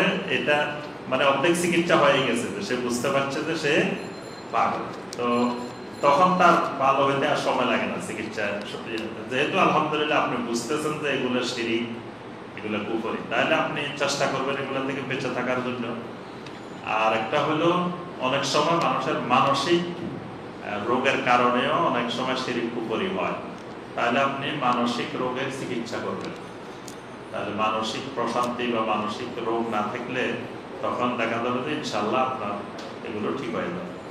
ব্যাংকের সিকিউরিটি থাকা যাবে, যদি সুদভিত্তিক ব্যাংক হয় তাহলে সেখানে সিকিউরিটিও শরীয়তের দৃষ্টিতে বৈধ না। কসর সালাত সম্পর্কিত আল কোরআনের আয়াত আছে কি? কসর সালাতের নিয়ম কি? যে কসর সালাতের ব্যাপারে কোরআনে কারিমের আয়াত আছে। আল্লাহ সুবহানাহু ওয়া তাআলা যদি কেউ আপনার খাওফের ব্যাপারে বলছেন, কসরের আয়াতটা নাযিল হয়েছে মূলত ভয়ের ব্যাপারে, তো সেটাকে নবী সাল্লাল্লাহু আলাইহি ওয়াসাল্লাম এই আয়াতটাকেই কসরের সালাতের দলিল হিসাবে পেশ করেছেন, অর্থাৎ সালাত সংক্ষিপ্ত করা। আর কসর সালাতের নিয়ম হলো আপনি যোহর, আসর এবং এশা 4 রাকাতকে যদি একাকে আদায় করেন তাহলে 2 রাকাত আদায় করবেন, আর জামাতে আদায় করলে ইমাম যে কয় রাকাত আপনিও সেই কয় রাকাতে আদায় করবেন। ফজর আর মাগরিবের কোনো কসর নাই। কোনো অসুস্থ ব্যক্তি অসুস্থতার কারণে সালাত আদায় করতে না পারে, তার বিধান কি? যে এমন অসুস্থতা, যে অসুস্থতা তার হোশ নাই, বেহোশ অবস্থা আছে, তাহলে তার সালাত মাফ। আর যদি তার হোশ থাকে তাহলে সালাত আদায় করতেই হবে। তাকে তার সাথে যারা থাকবে তারা ওযু করাই দিবে, ওয়াক্ত সম্পর্কে বলে দিবে যে এখন যোহরের ওয়াক্ত, এখন আসরের ওয়াক্ত, ওযু করাই দিবে। উনি দাঁড়াতে পারলে দাঁড়ায়, বসে পারলে বসে, শুয়ে পারলে শুয়ে, জানলে পারেন। ফাত্তাকুল্লাহা মাসতাতা, আল্লাহ বলেছেন আল্লাহকে ভয় করো যেভাবে তোমার পক্ষে সম্ভব। তাকওয়া বৃদ্ধির উপায় কি? তাকওয়া বৃদ্ধির অনেকগুলো উপায় আছে, তার মধ্যে অন্যতম উপায় হলো তাওহীদুল ইবাদা, ইবাদতের তাওহীদ ঠিক করা, মুরাকাবা বৃদ্ধি করা, ইবাদতে ভারসাম্য আনা, তারপরে আপনার ইবাদতের মধ্যে ইখলাস আনা, সুন্নতের ইত্তেবা করা, হালাল উপার্জন খাওয়া, বেদাত থেকে মুক্ত থাকা, এগুলোর মাধ্যমে তাকওয়া বৃদ্ধি পায়। ঈদের সালাতে কেউ আদায় করতে না পারলে তার বিধান কি? ঈদের সালাত আদায় না করতে পারলে আর একাকী আদায় করা যাবে না, মানে এটা জামাতবদ্ধ সালাত। তো কোনো কোনো আহলুল ইলম বলছেন ঈদগাহে গিয়ে যদি ঈদের সালাত না পায় তো বাড়িতে এসে অন্যদেরকে নিয়ে ঈদের সালাত আদায় করবে। তবে আবার অনেক আহলুল ইলমের মত হলো সে আর ঈদের সালাত আদায় করা তার উপরে জরুরি না, কারণ ঈদের সালাত জমহুরদের মত হলো সুন্নতে মুআক্কাদা, সুন্নতে মুআক্কাদা কাজা করা জরুরি না। আচ্ছা, ফিতনা ফাসাদের যুগে ঈমান রক্ষার উপায়, ঈমান রক্ষার উপায় ফিতনা ফাসাদ থেকে মুক্ত থাকা। যতই ফিতনা ফাসাদ থাকুক, আমি ফিতনা ফাসাদের সাথে জড়িত হব না। আজানের সময় হয়ে গেছে। আচ্ছা, রাসূলকে স্বপ্নে দেখা কথাটা সত্যতা কতটুকু? অনেকে বিভিন্ন আমলের কথা বলে, যা করলে রাসূল সাল্লাল্লাহু আলাইহি ওয়াসাল্লামকে স্বপ্নে দেখা যাবে। রাসূল সাল্লাল্লাহু আলাইহি ওয়াসাল্লামকে স্বপ্নে দেখা এটা সঠিক, কিয়ামত পর্যন্ত উম্মতেরা স্বপ্নে দেখতে পারবেন, কিন্তু সশরীরে দেখবেন না। নবী সাল্লাল্লাহু আলাইহি ওয়াসাল্লামকে জাগ্রত অবস্থায় এইভাবে স্বচক্ষে স্বাভাবিকভাবে নবী সাল্লাল্লাহু আলাইহি ওয়াসাল্লামকে কখনো দেখা যাবে না। যদি কেউ মনে করে নবী সাল্লাল্লাহু আলাইহি ওয়াসাল্লামকে দেখা যাবে, এই বিশ্বাসটাই শিরকি বিশ্বাস। অর্থাৎ নবী সাল্লাল্লাহু আলাইহি ওয়াসাল্লামকে দেখা যাবে না, কারণ দেখা গেলে সবার আগে সাহাবায়ে কেরাম দেখতেন, কিন্তু নবী সাল্লাল্লাহু আলাইহি ওয়াসাল্লাম ওফাতের পরে কোন সাহাবী দেখছেন এই বর্ণনা কেউ দেখবে, তবে স্বপ্নে দেখা যাবে, কিন্তু স্বপ্নে নবী সাল্লাল্লাহু আলাইহি ওয়াসাল্লামকে দেখলেই যে নবী সাল্লাল্লাহু আলাইহি ওয়াসাল্লামকে দেখছে তা না। কারণ নবী সাল্লাল্লাহু আলাইহি ওয়াসাল্লামকে দেখলে তার সামাইল জানতে হবে, নবী সাল্লাল্লাহু আলাইহি ওয়াসাল্লামের দাড়ি মোবারক কেমন, তার নাকটা কেমন, চোখটা কেমন, তারপর চুল কেমন, বা শরীরের বিভিন্ন অঙ্গ প্রত্যঙ্গের সামাইল সম্পর্কে তার জ্ঞান থাকতে হবে। তো যদি ওই সামাইলের সাথে মিলে তো বুঝতে হবে নবী সাল্লাল্লাহু আলাইহি ওয়াসাল্লামকে দেখছে, যদি না মিলে বুঝতে হবে নবী সাল্লাল্লাহু আলাইহি ওয়াসাল্লামকে দেখে না, শয়তান তাকে ধোঁকা দিচ্ছে। নবী সাল্লাল্লাহু আলাইহি ওয়াসাল্লাম বলছেন নবী সাল্লাল্লাহু আলাইহি ওয়াসাল্লামের মূল আকৃতি, অরিজিনাল আকৃতি দিয়ে শয়তান ধোঁকা দিতে পারবে না, কিন্তু অন্য আকৃতি ধারণ করে শয়তান ধোঁকা দিতে পারে। আর নবী সাল্লাল্লাহু আলাইহি ওয়াসাল্লামকে স্বপ্নে দেখার সুনির্দিষ্ট কোনো আমল নাই, যে আমল এগুলো মানুষের নিজেদের তৈরি করা, বানানো। নবী সাল্লাল্লাহু আলাইহি ওয়াসাল্লাম বলেন যে তোমরা এই আমল করলে আমরা স্বপ্নে দেখি না। নবী সাল্লাল্লাহু আলাইহি ওয়াসাল্লামকে স্বপ্নে দেখা ফরজ ওয়াজিব কিছু না, বা নবী সাল্লাল্লাহু আলাইহি ওয়াসাল্লামকে স্বপ্নে দেখার উপরে জান্নাত জাহান্নাম নির্ভরশীল না। কেউ জীবনে একবারও নবী সাল্লাল্লাহু আলাইহি ওয়াসাল্লামকে স্বপ্নে দেখলো না, তাহলে কি সে জান্নাত পাবে না? এটা নবী সাল্লাল্লাহু আলাইহি ওয়াসাল্লামকে দেখতেও পারে, নাও দেখতে পারে, এটাতে কোনো অসুবিধা নেই। তবে দেখতে চাইলে নবী সাল্লাল্লাহু আলাইহি ওয়াসাল্লামের সুন্নতের ইত্তেবা করতে হবে, বেদাত ছাড়তে হবে, পুরা জিন্দেগিটা সুন্নতের আলোকে গড়ে তুলতে হবে। আজান দিন।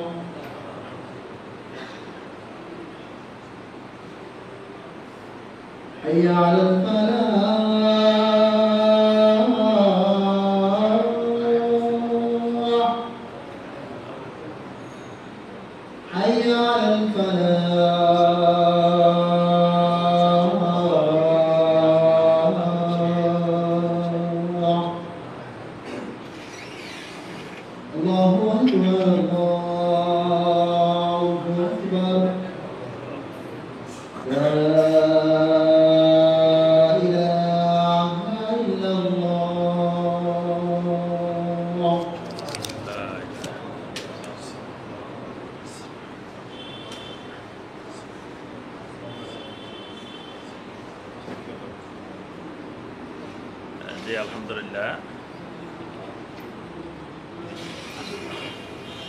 5 ওয়াক্ত সালাতের পরে সূরা ইখলাস, ফালাক, নাস এবং সকাল বিকালে জিকিরে 3বার সূরা ইখলাস, ফালাক, নাস পড়ে হাতে ফুঁক দিয়ে শরীরে মুছলে কি তা বেদাত হবে? এই 5 ওয়াক্ত সালাতের পরে এবং সকাল সন্ধ্যার জিকিরের মধ্যে এটা ফু দিয়ে মুছা যাবে না, এটা না মুছাটাই সুন্নাত। এখন মাঝে মধ্যে আপনি একদিন দুদিন ঘুরে মুছে ফেলছেন, এটা বেদাত হবে। কিন্তু নিয়মিত এটাকে যদি আপনি মনে করেন যে না এটা মুছতে ভালো লাগতেছে, তখন এটা বেদাত হয়ে যাবে। আর মুছতে হবে খালি রাত্রে ঘুমানোর সময় তখন সূরা আল ইখলাস, সূরা আল ফালাক, সূরা নাস পড়ে হাতে ফু দিয়ে মাথা থেকে পা পর্যন্ত মুছে দিতে হবে। বিতির সালাতে দোয়ায়ে কুনুত কোনটি? দোয়ায়ে কুনুতের পর বাংলাতে দোয়া আরো লম্বা করা যাবে কিনা? দোয়ায়ে কুনুত বলতে কানেতিন বান্দাদের দোয়া। কানেতিন বান্দাদের দোয়া হলো দোয়ায়ে কুনুত। তো কানেতিন বান্দা মানে একনিষ্ঠ আল্লাহমুখী বান্দা তাদের দোয়া। তো তাদের দোয়া নবী সাল্লাল্লাহু আলাইহি ওয়াসাল্লাম অনেকগুলো দোয়ায় ভিতরে পড়তেন। তার মধ্যে আল্লাহুম্মা হদিনি ফিমান হাদাইত ওয়া আফিনি ফিমান আফাইত, এটা একটা। আল্লাহুম্মা ইন্না নাস্তাঈনুকা ওয়া নাস্তাগফিরুকা, এটাও একটা। এরকম আরো কিছু দোয়া নবী সাল্লাল্লাহু আলাইহি ওয়াসাল্লাম পড়তেন। এর বাহিরেও আপনি কোরআন হাদিসের যে কোনো দোয়া এই কুনুতের জায়গায় পড়তে পারেন। আর আপনি আরবি দোয়া পারতেছেন না, মানে এমন একটা দোয়া দরকার যেটা আরবিতে পারতেছেন না, বা কোরআন হাদিসে আপনি মনে করতেছেন মনে এরকম নাই, আপনি আল্লাহকে এটা ভালো করে বুঝাই দিতে চাইতেছেন, নিজের ভাষায় না বললে বুঝাইতে পারতেছেন না, আপনি মনে করতেছেন আল্লাহ মনে হয় আমার কথাটা বুঝতেছেন। আল্লাহ যদি আপনার কথা বুঝে, এটা বাংলার দরকার। ইদানিং এটার প্রবণতা বেড়ে গেছে, সব জায়গায় গেলে খালি প্রশ্ন করে বাংলায় দোয়া করা যাবে কিনা। তো বাংলা আপনার দোয়া করাটা সালাতের ভিতরে দরকারটা কি? কারণ একটা দোয়া কবুল হলে আপনার সব হয়ে যায়, আপনার এত দোয়া লাগে না। দোয়াটা একটা কবুল হলে তার ভিতরে জিন্দেগি সব চলে আসে। আপনি দুই সিজদার মাঝখানে যে পড়তেছেন আল্লাহুম্মা গফিরলি ওয়ারহামনি ওয়ারযুকনি ওয়াহদিনি ওয়াআফিনি, এগুলো যদি কবুল হয় তা আপনার আর কি চলে দরকার তা আপনি বাংলা খুঁজতেছেন কেন? আপনার মনে যে মনে হয় আল্লাহকে যেটা বলতে চাইতেছি আমি তো আরবি পারি না, এই জন্য বুঝাইতে পারতেছি না, আল্লাহ মনে হয় আমার কথাটা বুঝতেছেন, এই জন্য নিজের ভাষায় বুঝাইতেছে। আল্লাহ সুবহানাহু ওয়া তাআলা আমার আপনার অন্তরের সব বিষয় অবগত আছেন, এই জন্য বাংলায় জরুরি না। তবে আপনি বলতে চাইলে বলতে পারেন, এটা সালাতের অসুবিধা হবে না। জামাতের নামাজে প্রথম 2 রাকাত ছুটে গেলে পরবর্তী নামাজে ফাতিহার সাথে অন্য সূরা কিভাবে মিলিয়ে পড়তে হয়? আর পরবর্তী 2 রাকাতে সূরা আল ফাতিহার সাথে সূরা মিলানো লাগবে না। আপনি যে শেষ 2 রাকাত পাইছেন এটা ইমামের শেষ 2 রাকাত, কিন্তু আপনার প্রথম 2 রাকাত। আর আপনি পরে যে 2 রাকাত পড়বেন এটা আপনার তৃতীয় এবং চতুর্থ রাকাত। তৃতীয় চতুর্থ রাকাতে সূরা আল ফাতিহার সাথে সূরা মিলানো লাগবে না, এখানে আপনার লাগবে না। মৃত মানুষের জন্য যে খাবার খাওয়ানো হয় এটি সাদাকা কিনা? এটা সাদাকা তখন হবে যখন আপনি গরিব মিসকিনকে খাওয়াইবেন, গরিব মিসকিনকে সওয়াবের উদ্দেশ্যে খাওয়াইতেছেন, কোন প্রকারের আনুষ্ঠানিকতা বিহীন। যদি এটা আপনি আনুষ্ঠানিকভাবে বিশাল অনুষ্ঠানের মাধ্যমে যেখানে ধনীরেও খাওয়াইতেছেন, গরিবকেও খাওয়াইতেছেন, সবাইকে খাওয়াইতেছেন, এটা সাদাকা না। সাদাকা হবে শুধু গরিবদেরকে আপনি গরিব মিসকিনকে খাওয়াইতেছেন অনানুষ্ঠানিকভাবে, তখন এটা সাদাকা। এটা মৃত ব্যক্তির জন্য সাদাকা হইতে পারে, তবে শর্ত যেটা বলছি যে এটা মানে কোনো দিনক্ষণ নির্দিষ্ট থাকবে না, কোনো আনুষ্ঠানিকতা থাকবে না যে আজকে এই বাড়িতে খানা চলতেছে, এটা একটা অনুষ্ঠান, এটা সাদাকা হবে না। মানে নবী সাল্লাল্লাহু আলাইহি ওয়াসাল্লাম বা সাহাবায়ে কেরাম এরকম অনুষ্ঠান করে খাওয়াইছেন এরকম বর্ণনা পাওয়া যায়। এমনি আপনি যে কোনো সময় ফকির মিসকিন গরিবকে খাওয়াইতেছেন বাড়িতে অনানুষ্ঠানিকভাবে, এটা সাদাকা, এটার সওয়াব মাইয়াত পাবে। আচ্ছা, সাদাকা কারা খাওয়াবা পাওয়ার যোগ্য? ওইটাই সাদাকা, আপনি ওখানে সবাইকে খাওয়াবেন না আমভাবে, শুধু গরিব মিসকিন যারা এদেরকে খাওয়াবেন এরাই সাদাকা পাওয়ার যোগ্য। কোনো একটি দিনকে নির্দিষ্ট করে বছরের পর বছর শোক দিবস পালন করা এবং খাদ্য খাওয়ানো কতটুকু শরীয়ত সম্মত, আমরা কি খাদ্য খেতে পারবো, অনুগ্রহ করে বিস্তারিত বলবেন, এটা তো বিস্তারিত বলার বিষয় না, এটা তো এমনি জানেন সবাই। যে দিন সম্পর্কে সামান্য জ্ঞান আছে ন্যূনতম তিনি জানেন যে ইসলাম এরকম বিষয় অনুমোদন করে না।